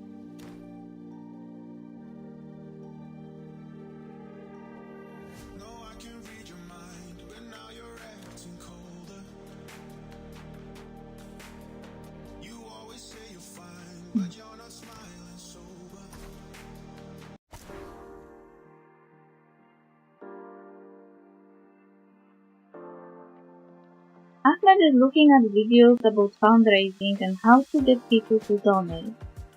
Do I really have to talk to everyone one-on-one? The communicator buzzes. Ahmed picks up the call. Yo, superstar, heard you're going to a charity show. Yeah. What's up? You look nervous. I thought you were used to these events. It's different this time. Different how? Ahmed explains to Q about the fundraising portion of the event. So you're worried about speaking in public? Yes. I'm dead. Okay, bye, Q. Wait, don't hang up. Did you forget that I'm famous vlogger? I talk smack for a living. Alright, just imagine I am the at the fundraiser. Ahmed quickly reviews what he learned from the videos earlier. Hello, I am Ahmed. We are trying to raise donations to... Stop, what are you doing? You sound like a robot. What's up? Is it my tone or something? Your job is to convince people. You have got to connect with them. Speak with a little enthusiasm. Here, I'll show you. Q gives a passionate speech full of enthusiasm. Why don't you try again? Hello, concerned citizens. We are raising donations to support the orphanages of the city. Ahmed speaks in a very stiff and nervous manner. Q can't help but shake his head. Maybe you shouldn't do this, bro. I've already promised, though. That speech isn't gonna make anyone want to donate. You're better off just standing there and waving at people. Wait, I've got an idea. Q, what do you think if I do a meet and greet? Would that be better? What do you mean? Like, if people donate, they can meet me, shake my hand, and take a selfie with me, something like that. That's actually pretty good. It will save time and you won't have to talk that much. That's it, then I will let them know. Ahmed posts on Swift's face that he's doing a meet and greet at the charity show. The post instantly goes viral. Hey, stop flexing! Lol. Poor Q. He's not that popular. Charity show, meet and greet. The entire venue is packed. Ahmed is shaking hands with everyone there and smiling politely. Thank you for your donation. I can't believe you're really here. I will never wash my hands again. The event is going smoothly, but then a fight breaks out down the line. Wait your damn turn! Stop cutting in line! Nah, I've been here the whole time. I've been here for 2 hours. Stop lying. What should I do? Should I stop this? Oh man, this is awkward. Get to the back of the line or you're about to catch this hand. What you gonna do, huh? Alright, you asked for it. Realizing the situation is getting out of control, Ahmed steps in. Why don't we all just calm down a bit? Why don't you shut the It's Ahmed! Ahmed, I'm so sorry we're bothering you. It's not a big deal. This lady was just going crazy. She's trying to cut in line. Sir, please follow the rules and wait patiently like everyone else. Look, the truth is, I am in a hurry. I got some business I need to take care of. We are all here to help the orphans, right? Can somebody help me? How do I deal with this? As Ahmed sees the registration table, he gets an idea. Judging by the crowd, this event is going to last several hours. If you can't make your donation now, you can come back later. I will move you to the top of the line. How will they know I've donated? They will just kick me out of the venue. No, they won't. I will have the staff record your donation. Yeah, alright, I'll do that. Thank you. With the crisis averted, Ahmed turns and goes back to the front. Fans start talking about what happened. I didn't think Ahmed was this nice in real life. Right? I want to have his baby. So awkward! This is so awkward! You can say stuff like this online, anonymously, but not in the line to the guy that he can hear you. Ahmed returns to the front and is relieved that the situation was handled peacefully. Okay, that was close. Please don't let anything else happen. Lol, poor baby. This is a poor baby here!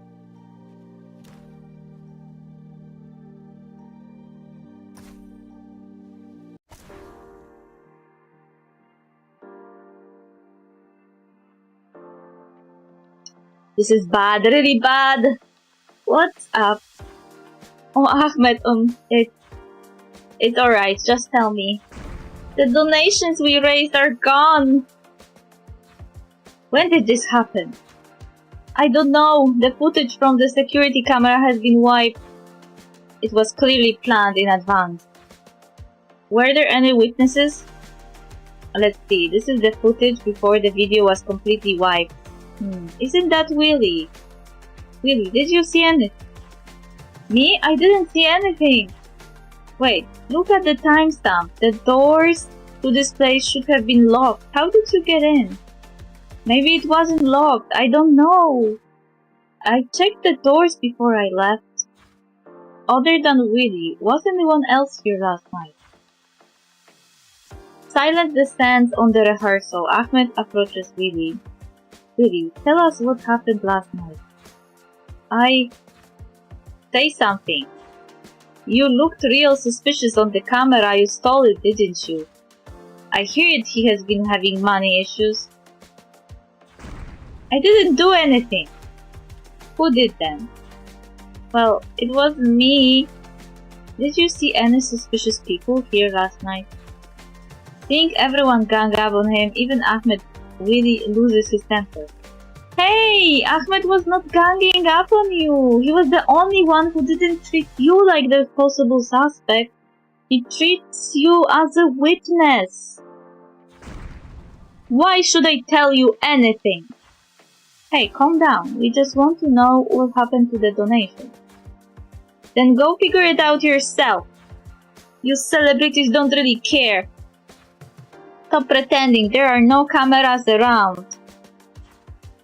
You shut up, Ahmed is trying to help. Look, he's all defensive, he definitely stole it. Why was he at work so late anyway? Then call the marshals, I know it wasn't me. Listening to everyone arguing, Ahmed remembers something. A few days ago. It's awfully late, someone is still practicing. Who is there? Willie must have been. In the heat of the moment, Willie runs for the door. He's getting away! Let me handle this.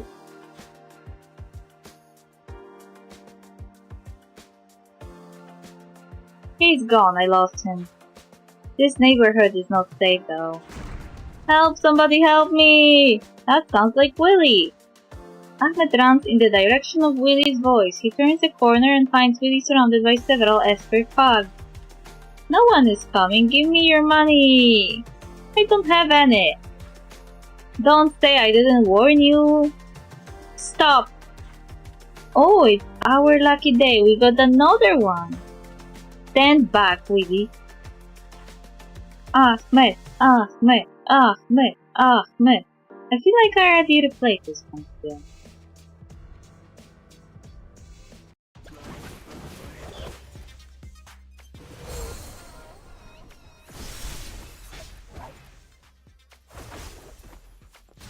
Yeah, so bad. So bad though.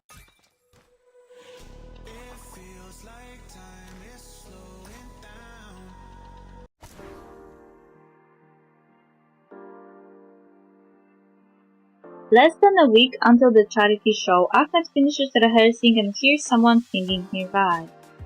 It's awfully late. Someone is still practicing? He follows the boys to another room, and around the corner he sees a young man practicing.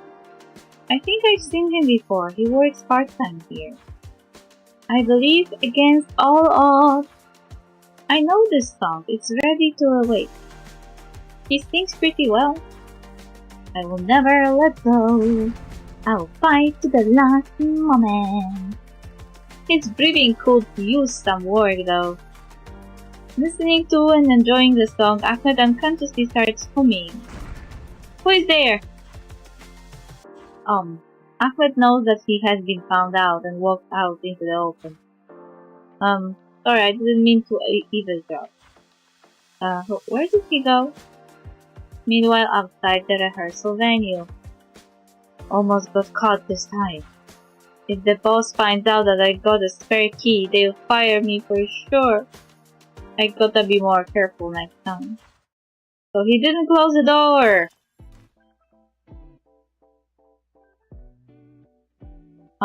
What's the rest of the story? I have to fight?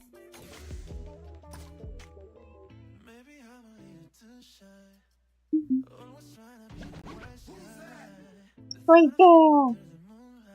Oh yeah!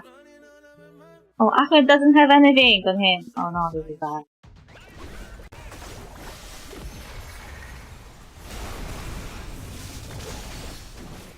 Well, I guess they are doing fine even without anything on Ahmed.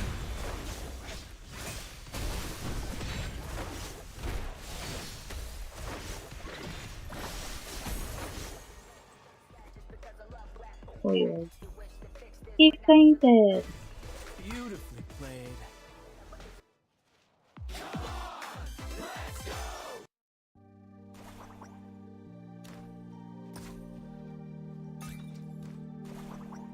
So I did.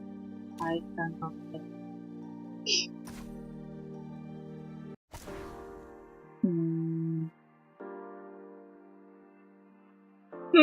We'll see you around.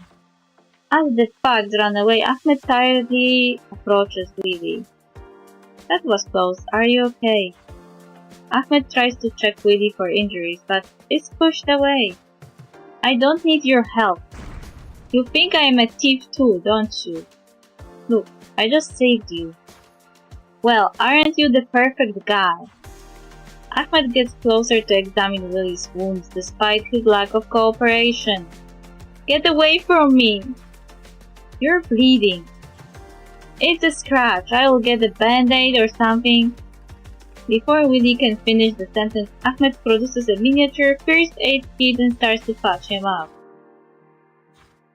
Hold still. Ahmed's hand starts to glow and Willie's injuries quickly disappear. You carry a first aid kit around? Of course, I am a healer. It's my job.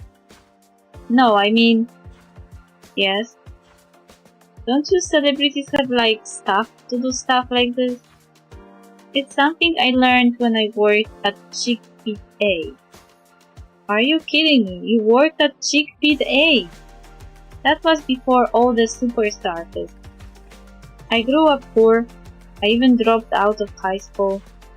I was working part-time at Chickpea A and my fingers got cut up all the time. I started carrying band-aids and first aid stuff everywhere I went. Seeing Ahmed dress his wounds, Willie finally relaxes.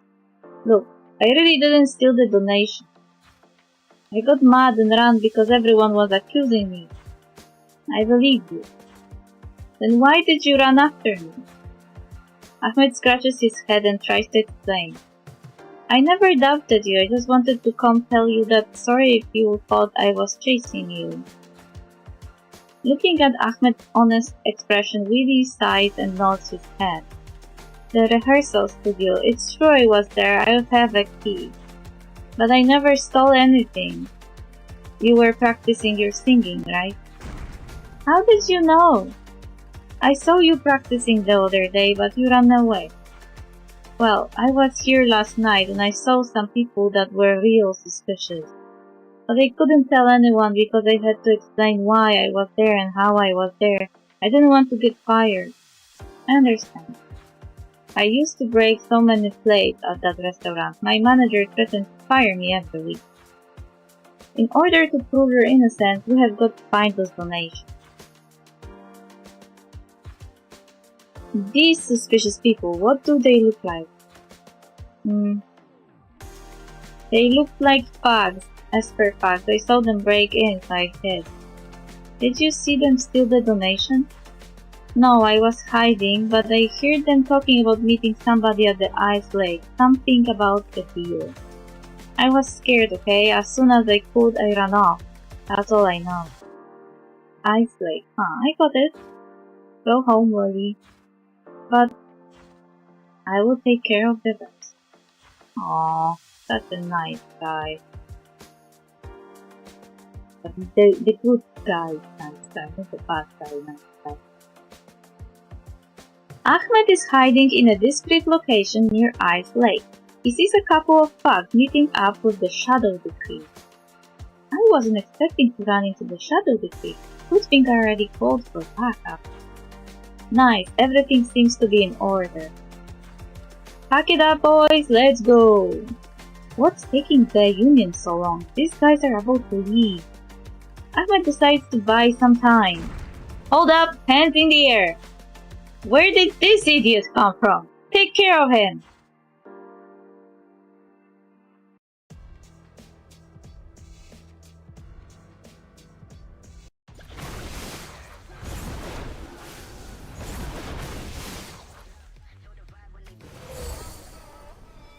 Hey, just kidding.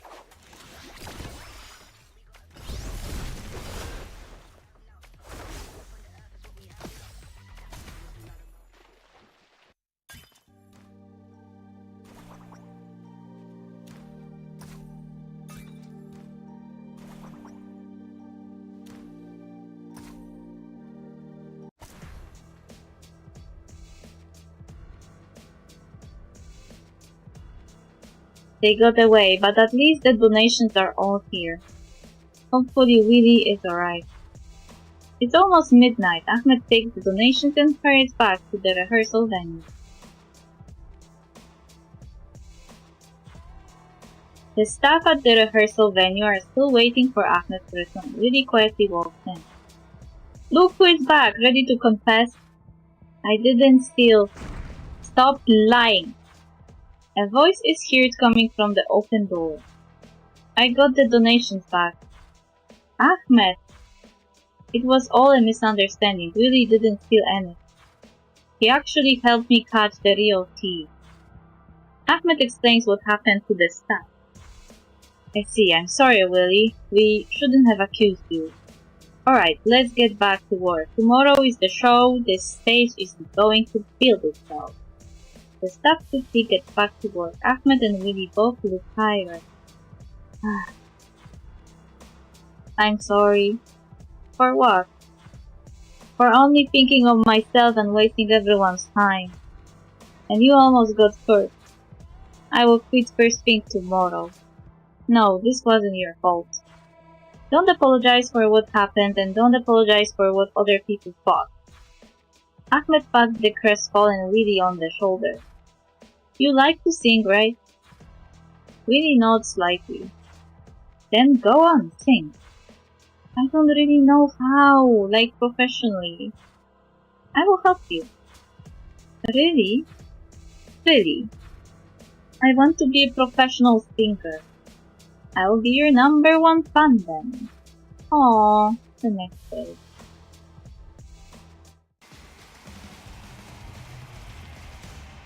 Ahmed is amazing on stage. He is able to captivate the audience with his smile alone. Before he knows it, the show is almost at its end. Suddenly Ahmed sees the figure he has been looking for. This last song is dedicated to all my fans and your endless support. I would like to call someone in the audience to come up and join me. Pick me! Over here!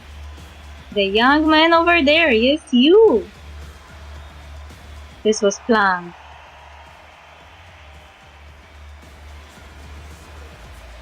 Willie takes the mic, musters up his courage and starts to sing. Ahmed is smiling and dancing right next to Willie. Show ends with the two of them getting a standing ovation.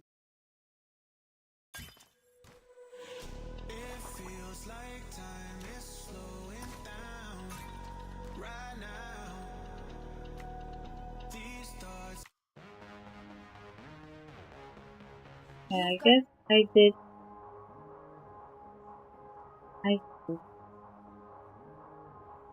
And it showed.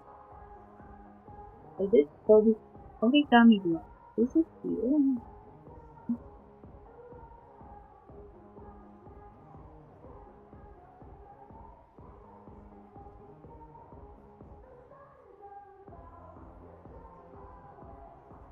No, I don't see it.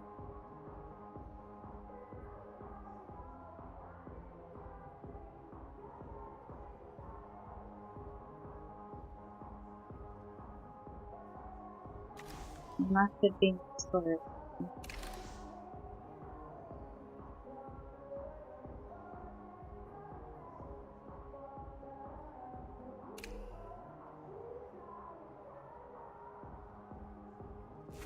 Yeah, I did those one.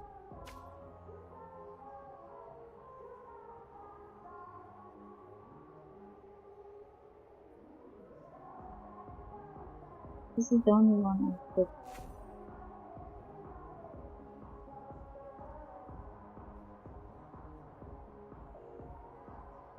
It's long.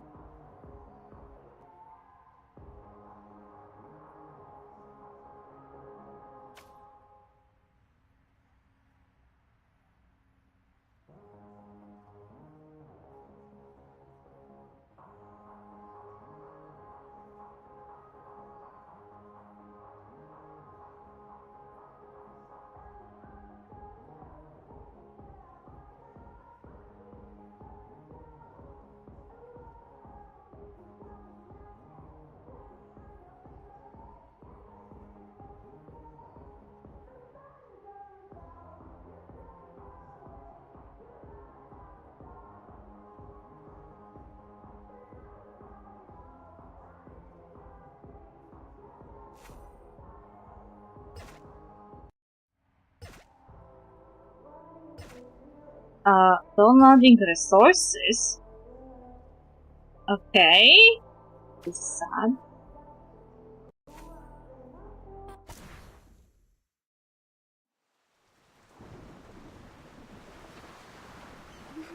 It's cold here.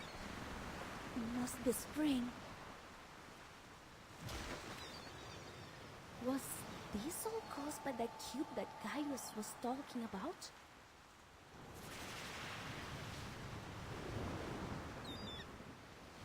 Whoa! The cube miracle! The ruins underneath. Was that Estero Harbor? It's almost like nothing has changed since 2014. Huh? It can't be. Out here? There's someone else out here?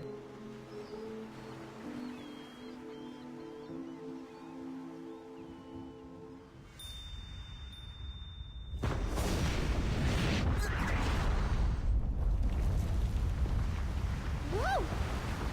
What was that? The cube miracle triggered a tsunami! The girl! It's too dangerous! Get out!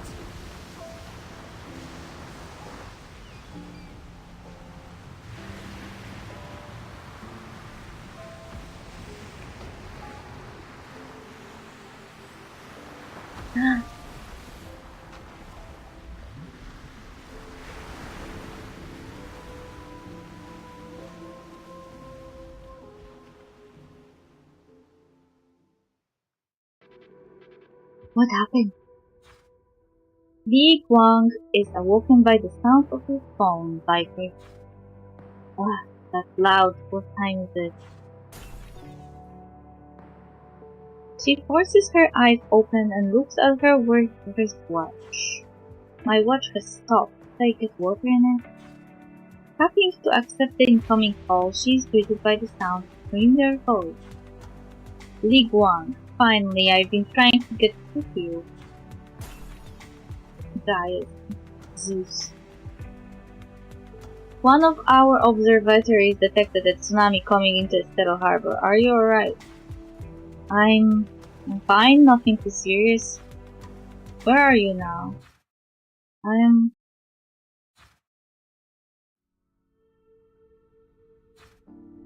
Li Guang looks around and finds herself in a room she doesn't recognize. Outside the window, the sun is shining, but a very little light is making it evening.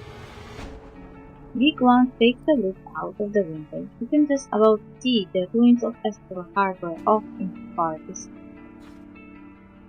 Looks like I'm in a little town on a hillside that looks out on the old Estero Harbor. There is a town on a hillside near where Estero Harbor was? Remista. Well, you're safe at least. The tsunami was fairly unusual. It appeared suddenly and then just stopped. Do you remember if anything was happening with the cube miracle when the tsunami appeared? I don't remember. I must have been unconscious. Before I passed out, I remember seeing a girl. A girl? Yeah, a girl in black. Sorry for bothering you like this. Make sure you get some rest. As soon as I get done with what I'm doing here, I will come over to Estero Harbor and take you back. With the call over, Li Guang begins swiping through the latest news headlines on his phone. According to reports this morning at around 8:45 am, an unprecedentedly large tsunami appeared in the vicinity of Estero Harbor. No casualties or property damage have been reported, but the authorities are advising anyone currently in the area to stay away from the coastline and to remain alert. Li Guang taps the screen and opens the video embedded in the article. A gigantic tsunami moves toward the ruins of Estero Harbor, and then it just suddenly disappears. It looks like somebody ordered the wave to stop. The tsunami just stopped? Li Guang watches video footage of the tsunami stopping on her phone and then looks at her wristwatch again. 8:45 am, the same time my watch stopped. Right, and that girl, is she alright? Did she save me? That thinking, did it have something to do with the tsunami? If I can track her down, maybe I can learn something. Getting out of bed, Li Guang sets out to find the owner of the house. Check around the piano. Li Guang reaches out to open the piano lid and ends up transferring some of the cheap layer of dust on the lid onto her own hand. Looks like whoever this belongs to hasn't played it in a very long time. Check the wall. These marks on the wall, it looks like someone had hung something here. Photos maybe, or a painting. Why would they have hung something and then taken it down?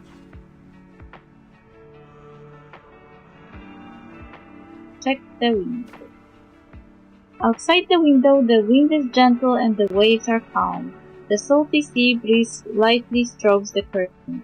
It's like the tsunami never even happened. I thought after the cube miracle descended, Espero Harbor was completely abandoned. I really wouldn't have expected someone to steal the viewing. That's a big but nothing then. I guess nobody is home.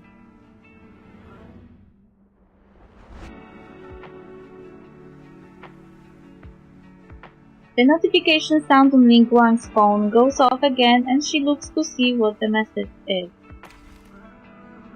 Guys. There's a Union Miracle Observatory set up in the town that records data from the miracle whenever a tsunami comes. Really? The observatory was only meant to be temporary and the equipment isn't the best, so it's hard to know how useful any data. Hey! Did they say that you can do it on your own? The Miracle Observatory Gaius mentioned isn't too far from here.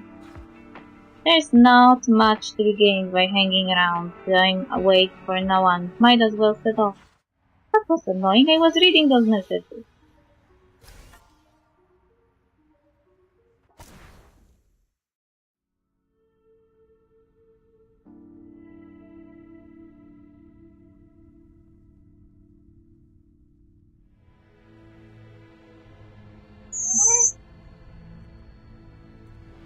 I am a bit peckish. I would eat something. What I can eat? I expect. Okay, that's something.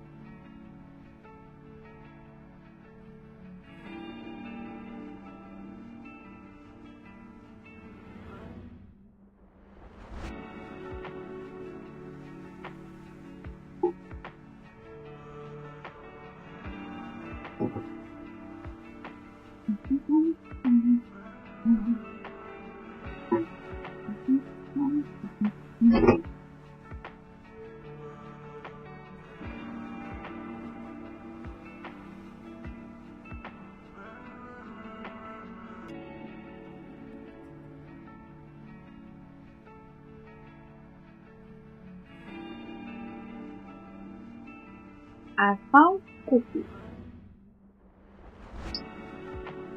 But I'm also in the mood for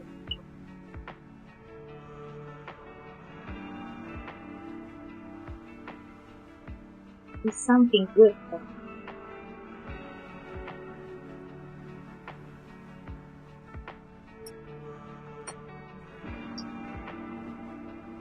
I'm going to dentist tomorrow to fix my tooth.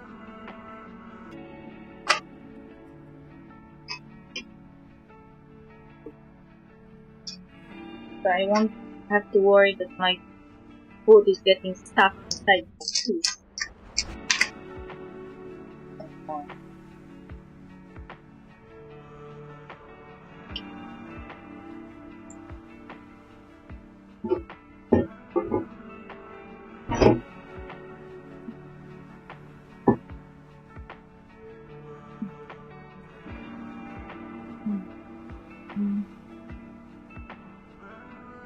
Week 1 keeps one eye on a map of the town, the other on the coordinate guys sent a suspicious look on his face. Well, it really doesn't feel like I'm going the right way. Is the map really saying that it should be flat here? This whole town is built on the side of a hill. Hello, hello, hello. It's been a long time since we have had any tourists in the town. Honestly, this really isn't the best place for tourism. League One looks up and finds an old lady on roller skates smiling at her family. What? Old lady with flowers on roller skates. Is she trying to kill herself? Is this what the granny is trying to achieve?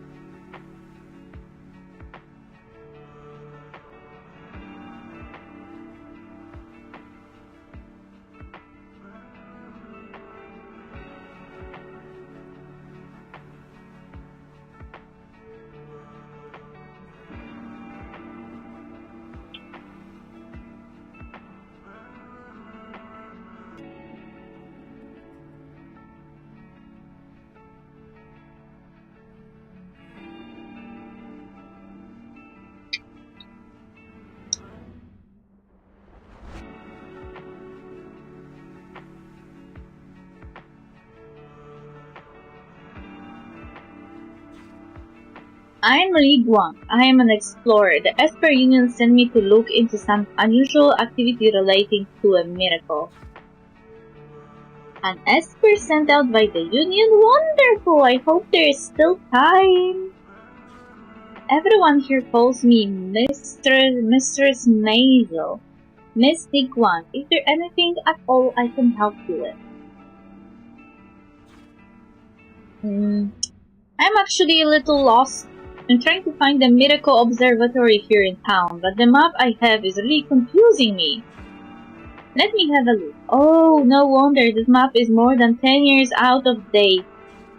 The town was on flat land back then, back before the Cube Miracle descended and Estero Harbor flooded. After the water level rose, we had to rebuild the town on higher ground. Back then, 10 or so years ago, there were only a few houses up here. We had to rebuild premise around them. That's where you're standing now. Okay, now I understand. Ah, I'm rambling. Where was it you said you wanted to go? The Miracle Observatory. Do you know where it is by any chance? Observatory. Oh, I think we did have something like that. It's all such a long time ago though, I can't really remember where it was.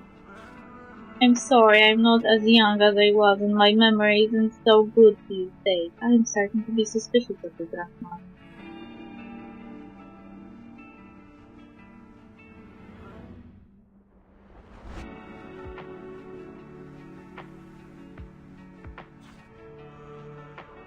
It's really not a problem, I'm sure I will be able to find it.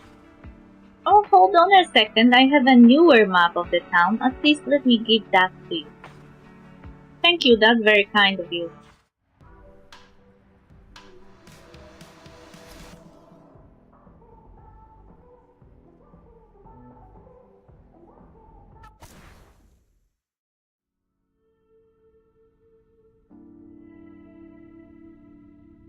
About 10 minutes later, Ligwang finds the new map has led her to a fork in the road.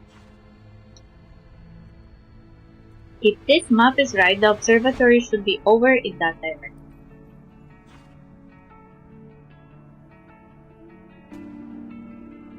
This still doesn't feel right. I should probably ask someone for directions. A fisherman is standing by the shore, staring at the basket of fish he is holding and sighing to himself. Ligwang approaches him.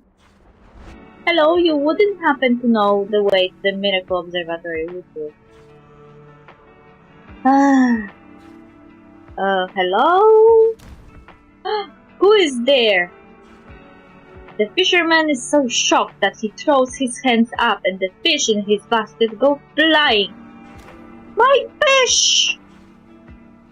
I'm sorry, let me help you. After 10 minutes spent picking up fish, the two of them have managed to get the catch back into the basket. I'm really sorry, I didn't mean to startle you. It's fine, they're all back in the basket. These are breakfast, lunch, and dinner for the next few days.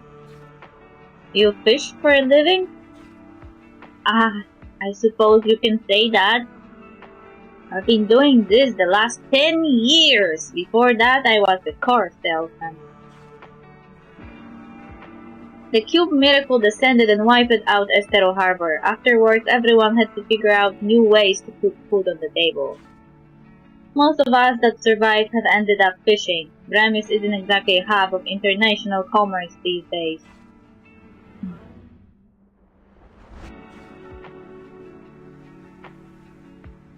Whatever, that's all ancient history at this point anyway.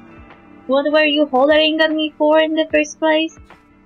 I wanted to ask if I am going the right way to get to the Miracle Observatory. You are!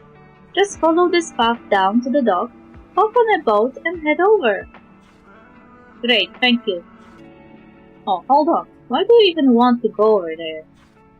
Ligwang has already set off at speed in the direction of the docks and doesn't hear the question.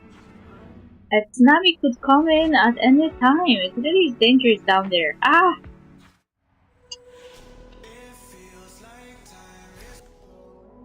Okay. Those are fairly short harbor.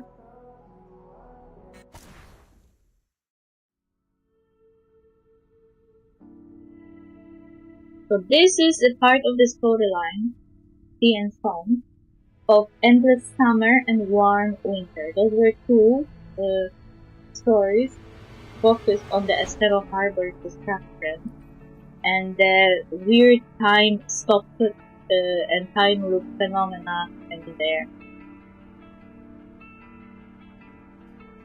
So Sea and Song is now another story in relation to that harbor. The docks aren't much to look at, just a single small fishing boat tied up at the shoreline. I was imagining something a bit more impressive than this. You're going to be disappointed since Estero Harbor flooded. There is no deep water port here anymore. I'm sorry, you are. Do you know where I can get a boat around here? Hello, I work here. I look after the docks. Why on earth? Why would anyone want to go out onto the water at a time like this? I should warn you, the Cube Miracle has been particularly unstable recently. I wouldn't recommend going too far out from the shore. You're wanting to go out there? I want to go to the Miracle Observatory. Fair enough. Whatever you say, at least that's in the shallower waters. It's still safe fish there. The Miracle Observatory used to be on the mainland, but since the waters rose, it is only accessible by boat. That Cube Miracle really did create a whole host of problems. That's actually why I'm here. The Esper Union sent me to collect some data relating to the Cube Miracle. The Esper's Union sent you. Feel free to use the fishing boat. You're welcome to borrow it.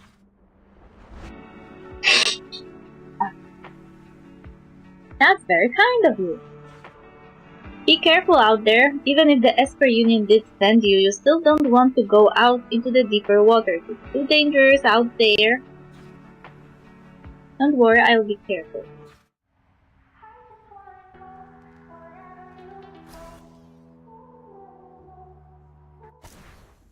A ray of hope.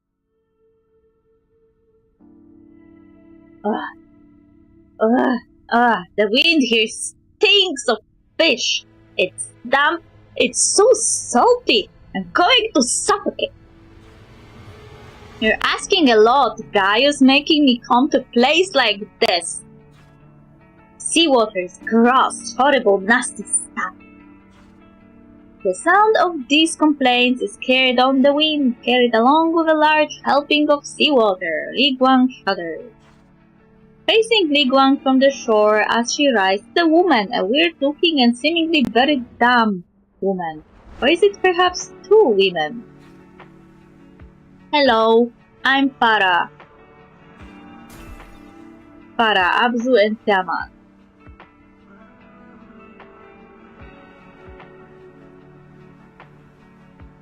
Oh, this is Amina. Don't let her bother you, she's sleeping. We'll try to keep the volume down. Gaius told me to come and wait for you here. Up you come. Oh, careful not to sleep. Sorry, wherever I walk ends up being pretty slippery. Without bothering to grab the sopping wet hand Farah is offering her, Li Guang hops up onto the shore. Whoever this woman is, she's so strange that she's making the cube miracle seem pretty normal by comparison. The nexus of the cube miracle has started moving strangely. It triggered that tsunami earlier. The nexus of the cube miracle was moving strangely? You can think of the nexus like it's an on-off switch that controls the cube miracle. Or maybe, think of it like it's a door. When the door opens but things happen. The nexus is unstable at the moment. The door is swinging open and shut at random, like a time bomb rigged up to a randomized timer. Huh? I mean, I suppose that sounds like what happened with the shackled miracle. I'm afraid it's not that simple. Hilda, Agnos. A black-clad woman steps solemnly in front of them and begins speaking slowly. I can feel that somebody willed this tsunami to occur. This wasn't like the shackled miracle. How can you know that? Send enough spirits on their way to the other side and you get a feel for this Undertaker's intuition. Besides, it looks like someone else in town is thinking the same thing I am. You mean the girl in black? Hilda nods and an observatory worker standing off to the side sighs outly. If it's just her, I wouldn't read much into it. She's a weird kid, everyone around here knows that. A weird kid? 14 years, everybody else has moved on. She's the only person left hanging around where the town used to be. Do you know where she's now? You really want to go find her? I do. I think she saved me from the tsunami this morning. She's probably going to be key to us dealing with this next situation. Over by the memorial and she usually hangs around there. I wouldn't hold out too much hope though. Her parents gave up on her years ago. Seems like she isn't capable of moving past her past. The kid is a lost cause.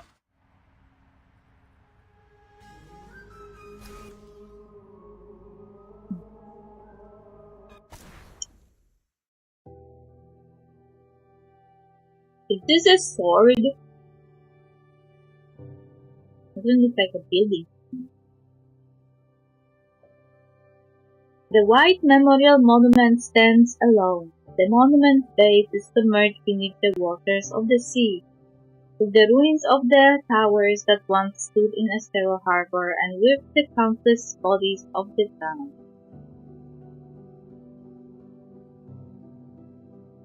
That's actually horrible. Also, did nothing happen to the bodies of the drowned? Didn't they decompose or something?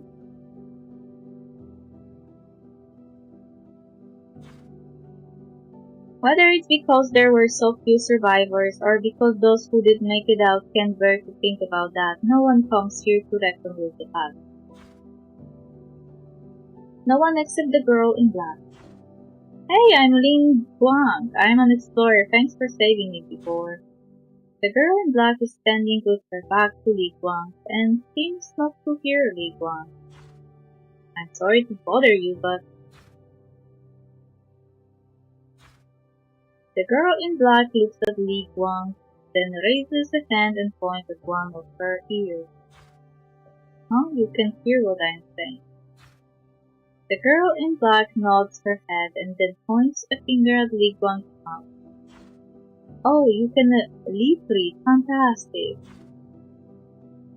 Li Guang puts her hands on the girl in black's arms warmly, gratitude shining brightly out of both of her eyes. You saved me from that tsunami this morning, right? The wave was about to hit and your singing stopped. No. No, nothing to do with it.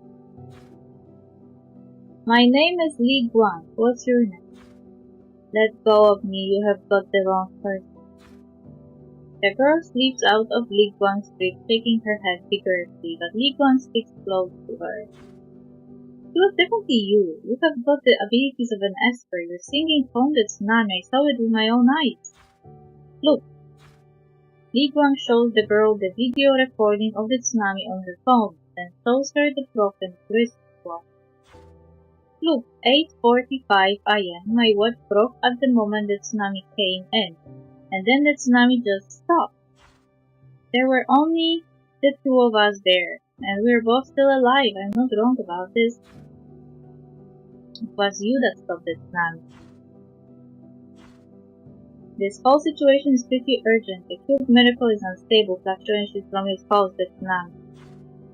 If we don't deal with the miracle now, there's a good chance there will be a bigger disaster before too long. The whole town could end up flooded again.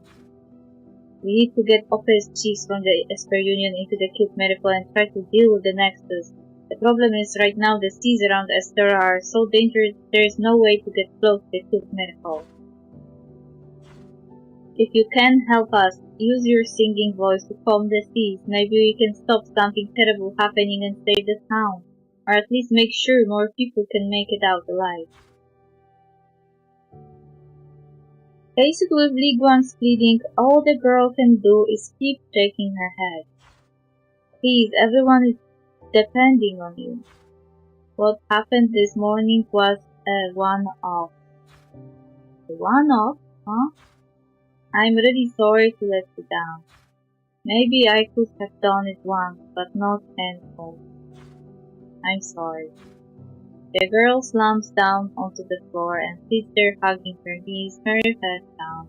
Li Guang looks up at the white memorial monument and sighs.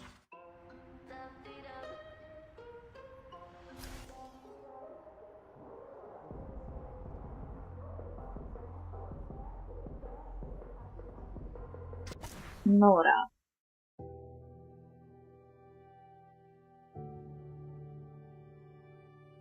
Li Guang and the girl in black leave the memorial monument and toward the docks. Go in.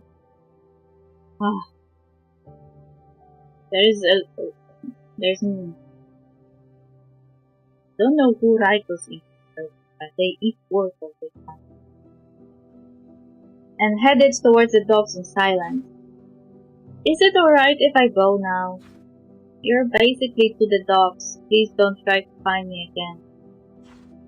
Without waiting for a response, she walks away. Nora is always like this. Let me guess, something happened when the cube miracle descended and she has been like this ever since. Not really, she was very quiet even when she was little. She grew up in Estero Harbor? She did, and she was about 14 when the cube miracle descended. She didn't ever really talk all that much, but there was this brief period where she cheered up all of a sudden and became very happy and sunny for a while. A year or so maybe. About a year before the cube miracle, terrible shame really. After the miracle descended, she went back being the way she was before, worthy. her parents? Back when the old harbor was still there, her dad worked on one of the fishing boats. He was at sea all the time, so Nora's mother basically raised her on her own. The miracle descending should have meant the family at least had more time to spend together. But what with Nora having ended up the way she is? Rotten luck, that poor family. I see. So it's not that she can't use her abilities, that something hurt her and she can't bring herself to do it. Can you tell me more about Nora? I don't know much more than that. If you want to know more about her, the person to ask would be her mother. She works in the coffee shop in town. The one with the sea view? That's the one, right there at the bend in the road. Alright then, thank you.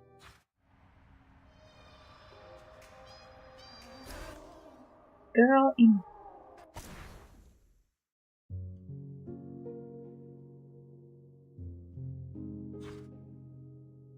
Come on in, what can we get for you? Sorry to bother you, I'm actually looking for someone. Does Nora's mother work here? Daisy, there's a kid looking for you. Hearing her boss calling, a gentle, seeming figure appeared from the kitchen. I'm Nora's mom. Do I know you? I am Li Guang. I am friend of Nora's. I need to ask you something. Why is her face so weird? Why does it look like it looks like a Picasso painting? It's not symmetrical. Nora has friends now? This is unexpected. You didn't expect your daughter to have friends. The last time Nora had a friend was 14 years ago, and what was she like? Well, she was an easy kid to like. Daisy walks over to a wall in the cafe where people have pinned photos of themselves. Right up in one of the corners, there's a photo of Nora and a girl in white. That's her. Pretty girl, always very cheerful, talented painter. After she arrived in town, Nora changed completely, became a lot more open and cheerful. The girl in white has an infectious grin on her face, and Nora is standing a little awkwardly next to her. Nora doesn't look like she's used to taking photos with other people, but she's smiling a silly, awkward smile. She looks like a completely different person, nothing like the girl Li Guang met. The pity is, after that girl went away, she never came back. Is there anything else you can tell me about this girl? The only person who could tell you more than that would be Nora herself. The girl left behind some paintings, though, really beautiful paintings. Can I take a look at the paintings? They're gone. Gone. After the town flooded, Nora would just spend every day in her room, staring at those paintings. She wouldn't move, didn't eat, didn't drink. Her father and I talked a lot. Everybody else was trying to move on. It wasn't healthy for Nora to just keep living the past like that. We took the paintings down and stored them in a trunk. You didn't throw them out. No, it wasn't us that threw them out. Nora did that herself. What? Hunt the paint.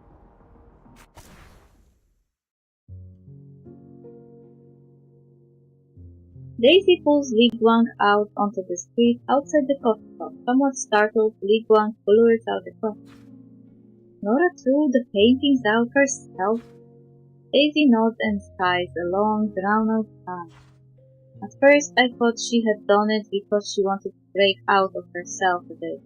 I certainly didn't expect that after that she would completely plumb up like this. Nora, what exactly did she do with the painting? She took the chest down to the dock and threw it into the sea. You're thinking of going looking for it?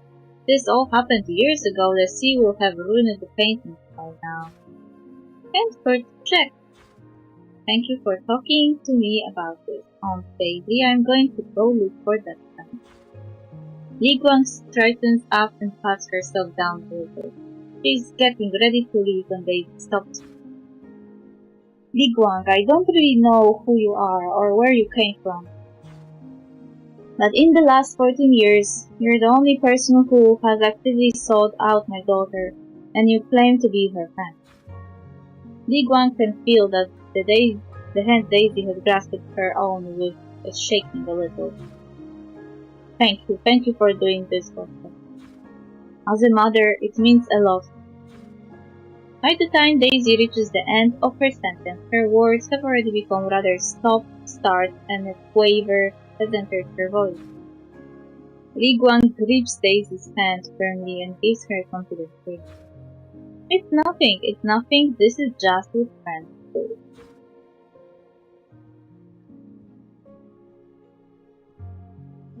It's cloudy at the docks, and there is a sense that something terrible could happen at any minute. Li Guang knows she needs to pick up the pace. Great, the dock keeper is still here. Can I borrow that little boat again?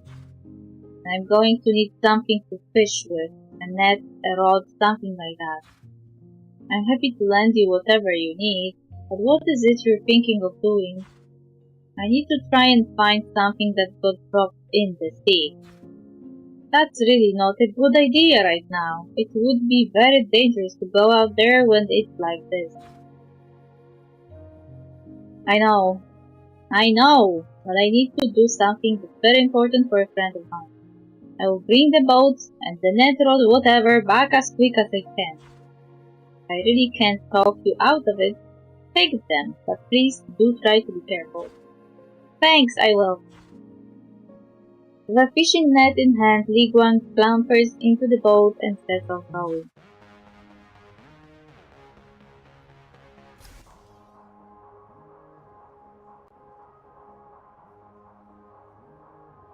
Inside the cave.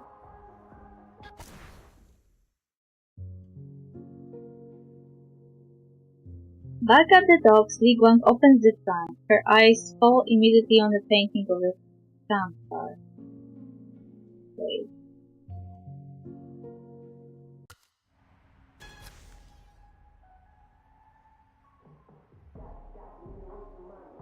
So she already found it? That's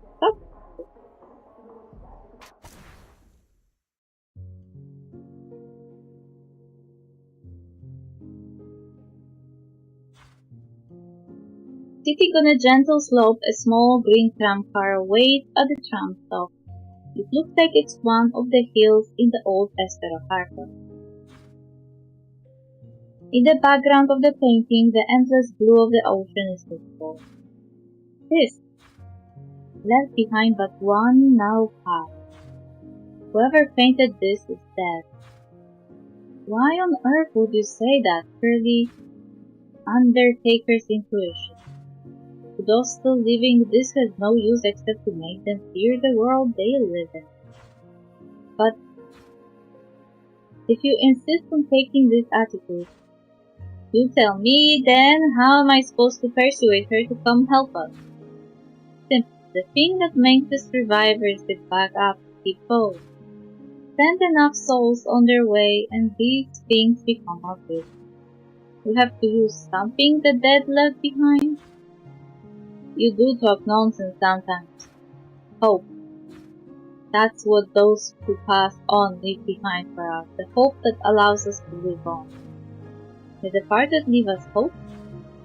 Do they leave it in some unchanging place of death from 14 years in the past, or somewhere we can find it? Without really answering any of Li Guang's questions, Hilda turns and walks away, leaving only the sound of her voice lingering in Li Guang's ears. Think it's true.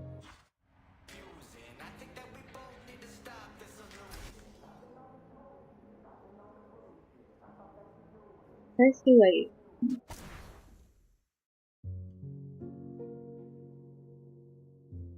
Those marks on the wall, that must be where this painting hung before. Li Guang looks at the painting hung on the wall once more, feeling pleased with herself. Nora walks in and sees what Li Guang has done. What have you done? The sight of Li Guang holding another one of the paintings hits Nora like she has been shot with a taser. But where did you find these? I fished them out of the sea. It seemed a shame to leave them out there. Take them down. What? Take them down before I make you take them down. I thought a good friend of yours left these for you. Just stop it. Her voice fierce, Nora pulls Li Guang down from the chair she was standing on. I can't control my powers. There is nothing I can do to help anyone. Stop interfering in my life. Nora's long black hair is hanging over her face, hiding her expression, but her voice is trembling. You're just a bounty hunter. You go around pushing your way into places where nobody wants you. And you have just locked yourself in here and decided you don't care about anyone other than yourself. Trust me, if I had a choice, I wouldn't be here trying to drag a little coward like you out of her room. Wow, harsh! Jesus Christ! Claws! Battle! Bleeding! I can see bleeding wounds on the soles here. Li Guang pauses for a moment and shouts. The cube miracle is shifting! The next tsunami could flood the whole of Bremen. And the only person who has the power to do anything about it is too scared to let go of something that happened 14 years ago. Is too scared to even look at her friend's painting. You're the biggest coward I ever met. Witnessing Li Guang tear into her like this, Nora's head snaps back up. You have no idea what happened. Well, why don't you show me? What? If we are not going to go to the Cube Miracle, we might as well go to Estero Harbor. You and me, just the two of us. For a moment, the room is silent and neither of them speaks. Eventually, Nora responds. So you're just completely insane then? I am not. Estero Harbor is probably still exactly the same as it was 14 years ago. You're telling me there's nothing you would want to see down there? Nothing you can't let go of?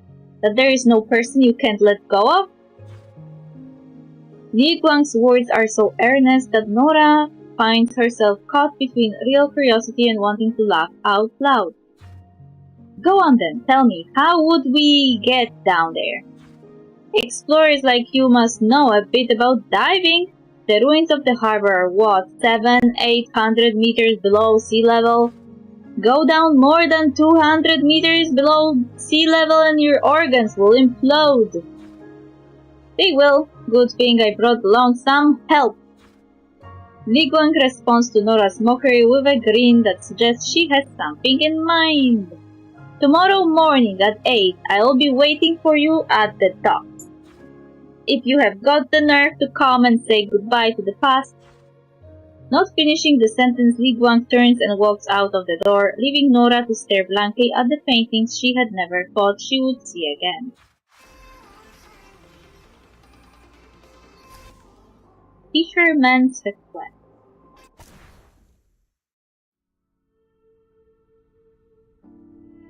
Go, don't go, go, don't go.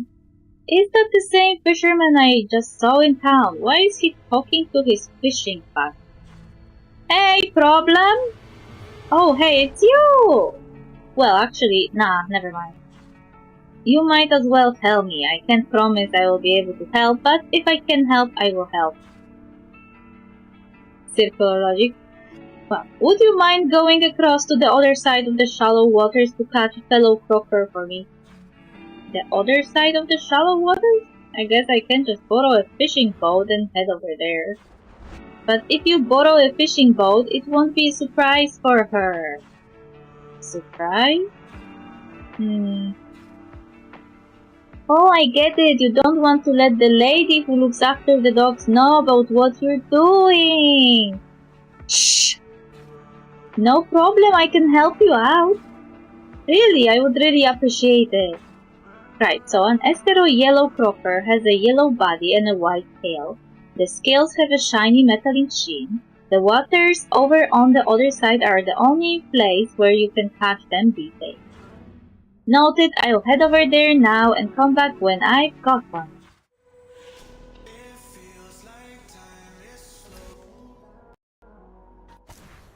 Is this man trying to flirt with a fish? I caught that fish for you.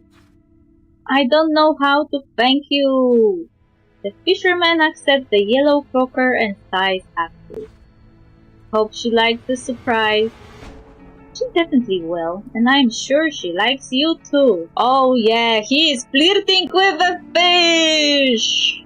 This is the first time I'm seeing a person who tries to impress a woman by catching a fish. Hearing Li Guang's words, the fisherman blushes bright red. What? No, I just want to ask her to have dinner with me. Nothing like that. And why are you want to ask her for dinner? To just hang out? You have ulterior motives. Ulterior motives called romance. Here's something for you as a reward. I hope you get the answer you're looking for. She's laughing at him. She's laughing at the adult man.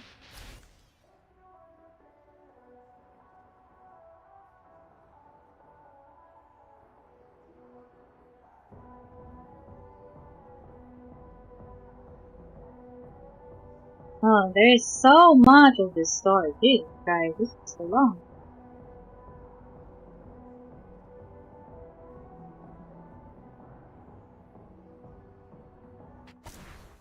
Bernard request. Young lady, no running on the footpaths. Sorry, I won't do it again. Rats, looks like I've annoyed somebody. I shouldn't have annoyed. Pay attention in future. If you run into someone, they could get hurt. Okay, is it okay if I go now? Wait. Are you waiting to give me a fine? Fine, young lady, what are you talking about? I just wanted to ask you if you have seen a skinny-looking boy while you have been here in town. He's about 13, wears short, and has dreadlocks. I don't remember seeing anyone like that. I wonder where that little twerp ran off to. So, what rules has the kid broken then, Mr. Copser? You're misunderstanding me, young lady. I am not a police officer. My name is Bernard. I used to be a ship's captain. The boy is my grandson. He and I had an argument this morning and he ran off. I've been looking for him all day, but there is no sign of him. I just hope it's got nothing to do with that tsunami this morning. I'm sure he's fine. The news reports all said nobody was hurt. I hope you're right. I can help you search the town for him. What's his name? Is there anywhere he tends to hang around? His name is Michel. I've looked everywhere in town. The only place left to look is the ruins outside the town. Alright, I will head out that way and see if I can find him. If you find him, call me immediately and I will come get him. Okay. Little twerp, I will be giving him an earful about it. Rather you than me, kid.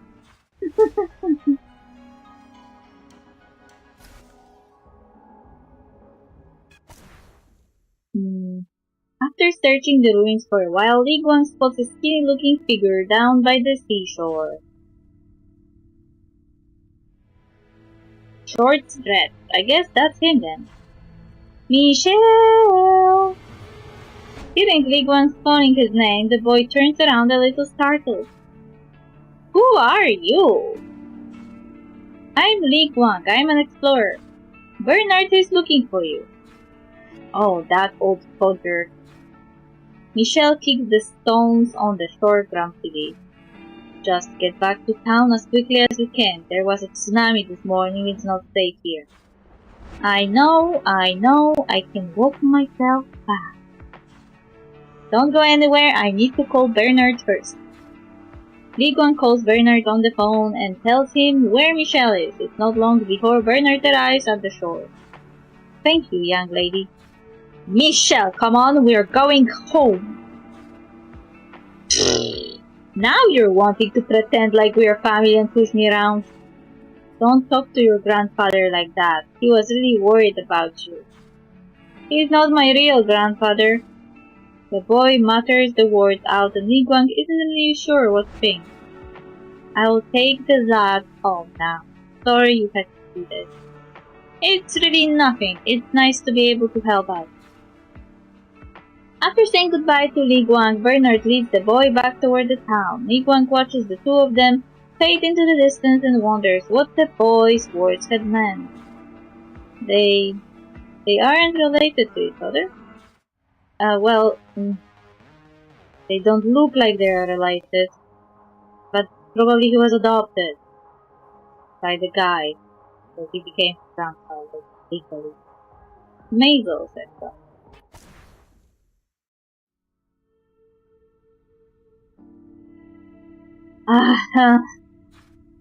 Back in the residential part of the town, Li Guang finds Mr. Maisel looking upset. Mistress Maisel, what's wrong? It's just my rheumatism. Do you need me to call a doctor for you? No need, I'm used to it at this point. If I take my tablet, I'll be fine. Let me give you a blanket. Li Guang whips the blanket out from her bag and puts it on Mistress Maisel's lap, covering her knees.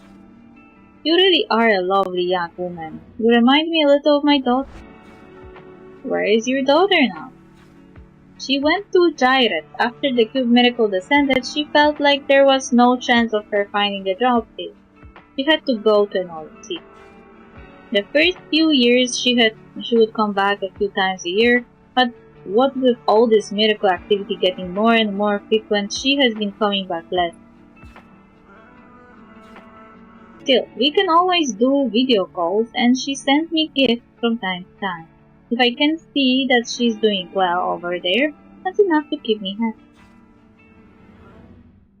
If you wanted to go see her, I would be happy to take you there. I could accompany you to Gyret. Thank you, you have got a good heart. I'm an old fogey, I don't really have it in me to make the trip anymore. Mistress Maisel gives Li Guang a kindly look and Li Guang notices the watering can next to her foot. Is that for watering the flowers, sis? Oh, I had been planning to go to the square over there and water the tomato sprouts. There are a few pots over there. My daughter loves to eat cherry tomatoes. It's too cold in Gyret, you can't grow them there. I was going to grow some and send them to her. Let me go water them for you. Thank you kindly, young lady.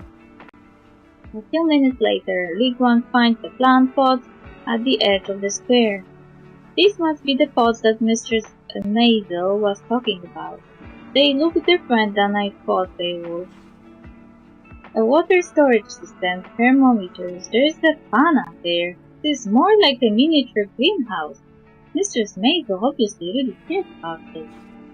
After she has watered the tomatoes, Li Guang claps her hands in satisfaction and looks expectantly at the little sprout.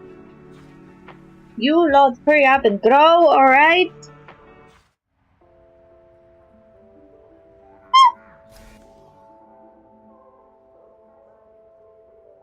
Dog keepers are fun.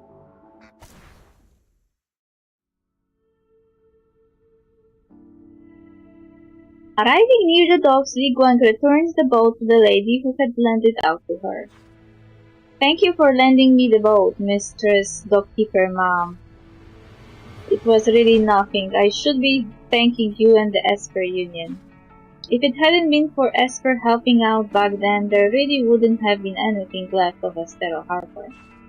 And this time you have gotten here so quickly, I'm sure everyone is going to be just fine. Don't worry, we will do everything we can to deal with the instability of the miracle. Nurse, if you have got a minute, can you give me a hand with something? It's getting dark and I need to help the fisherman get back into the docks. Of course, just tell me what to do. Take this bag of coffee beans up to the lady who runs the coffee shop. It's the same coffee shop you went to before. Okay.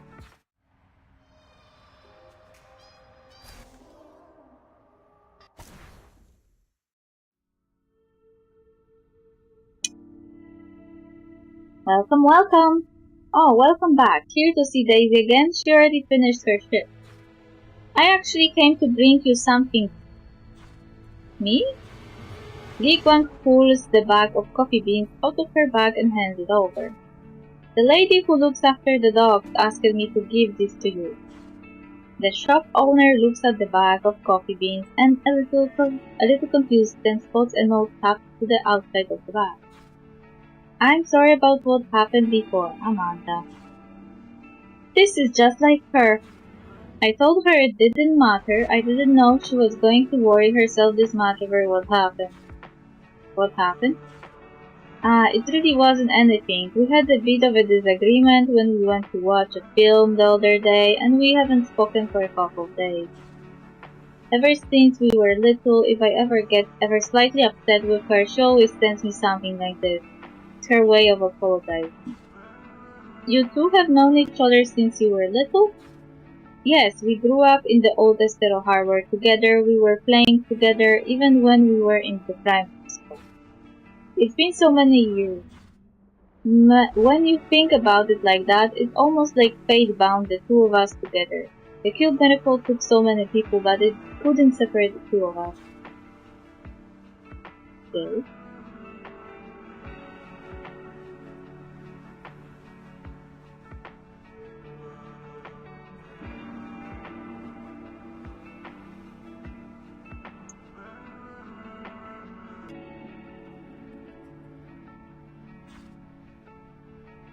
Best not to talk about the past too much. Everything that's important lies ahead, right?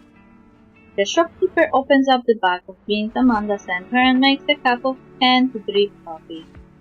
Here, this cup is for you. You went through the trouble of bringing this here for me. Thank you! The fragrance of the coffee slowly fills the room. Li Guang raises the steaming cup to her face and carefully takes a sip. I should really go and apologize to Amanda. Once these storms have calmed down, I will go find her and ask her to have dinner with me.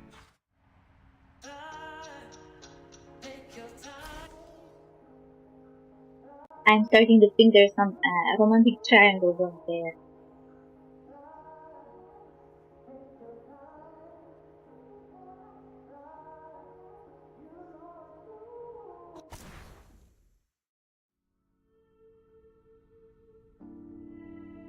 I should head over to the observatory again and check the data, see if there have been any changes with the miracle.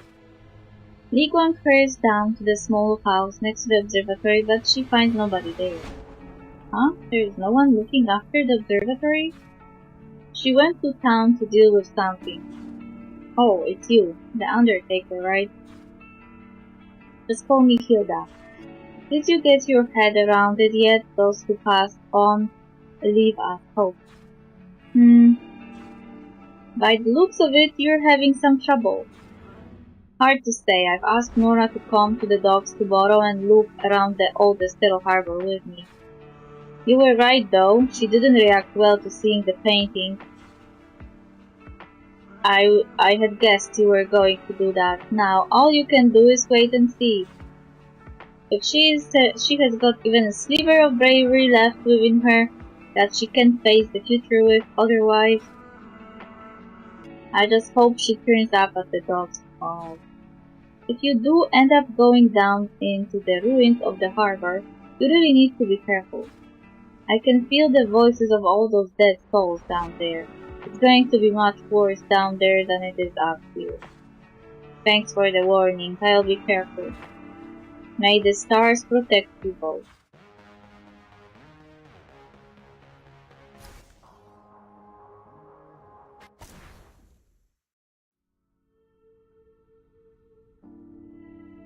The white memorial monument stands alone atop the ruins. The flowers laid there, old and withered. No one has come to pay their respect for a long time.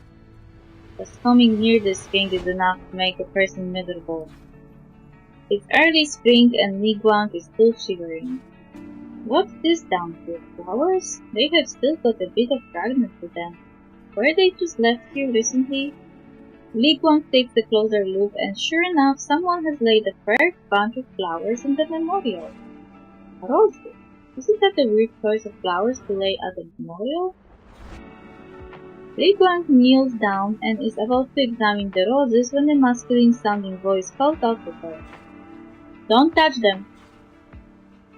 Liguan turns around and sees a figure just about visible through the fog, off in the distance. Sorry, I was just straightening them up a little. I can do that myself. Okay.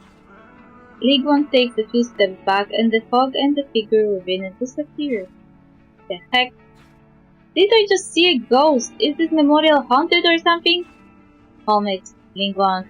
Calm down. You're an explorer. What kind of explorer is afraid of ghosts?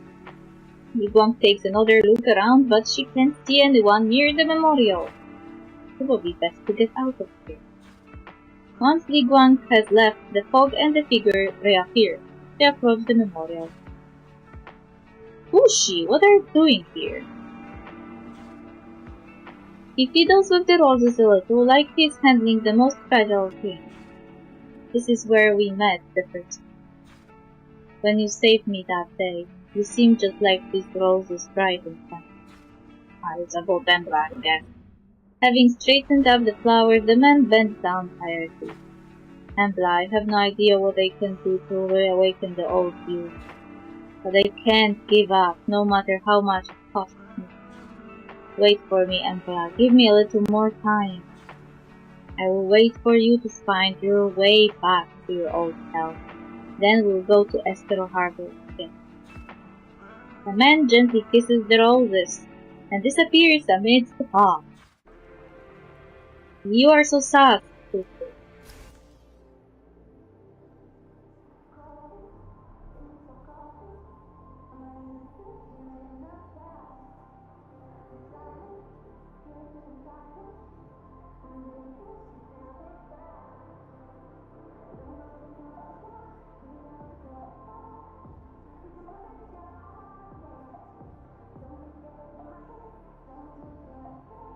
Guys, I guess I should finish here. It's just need to remember where I put.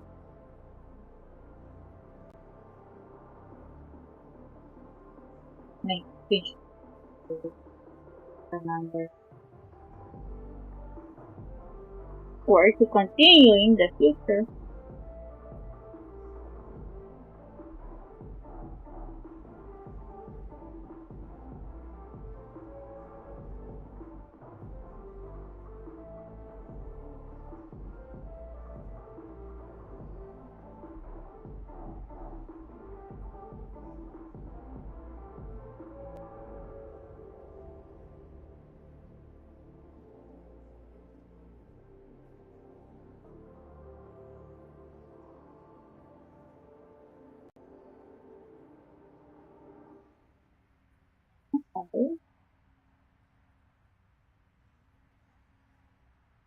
Okay, I am done.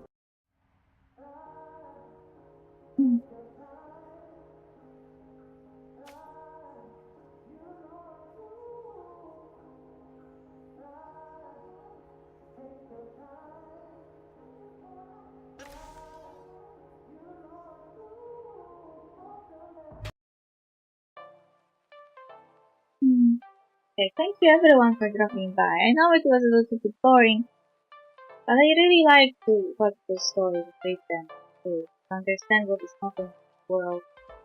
And I like catching up on the stories that I didn't do, to fill in the blanks. There's not much that I missed, but there's some things that I didn't do. And I didn't want to just go and watch them around. I just want to see them on stream, so you would have like the entire overview of action. Anyway, tomorrow I won't be streaming. This week and the next week and the week after that probably also not. Because I only stream when I am alone at my house. I never stream when there's someone here. So the next 2 weeks are out of the question. Because maybe even longer. I don't know when I will find time for streams. I may find time for some random ones, depending on if I will be alone or not. But it's very unlikely, to be honest. I decided that with the Honkai Impact Bird, I will just do the story in my free time and record everything. I was recording also Genshin Impact storylines, so I was planning to post them on my YouTube channel. Without any commentary, just as a way to have the story in one place. I stream those games because I want to play them, but also I want to have like the recording of the storylines in one place. So this fulfills the purpose. I rarely make a commentary when I play. I am trying to comment often, but sometimes I just sit and listen to the dialogues and I have nothing to add. So I didn't see why I should do the commentary for the other storylines, so I just recorded them. And I will do probably the same for Honkai Impact. Though I would prefer to stream it, I don't have the choice. If I want to get that free hair of human character, I have to do it my spare time to record everything. I can also stream on my Discord channel, but I realized that the event I set is not visible for you. And it was my mistake. I was streaming Genshin for a few weeks before I realized that you don't see them. So yeah, so.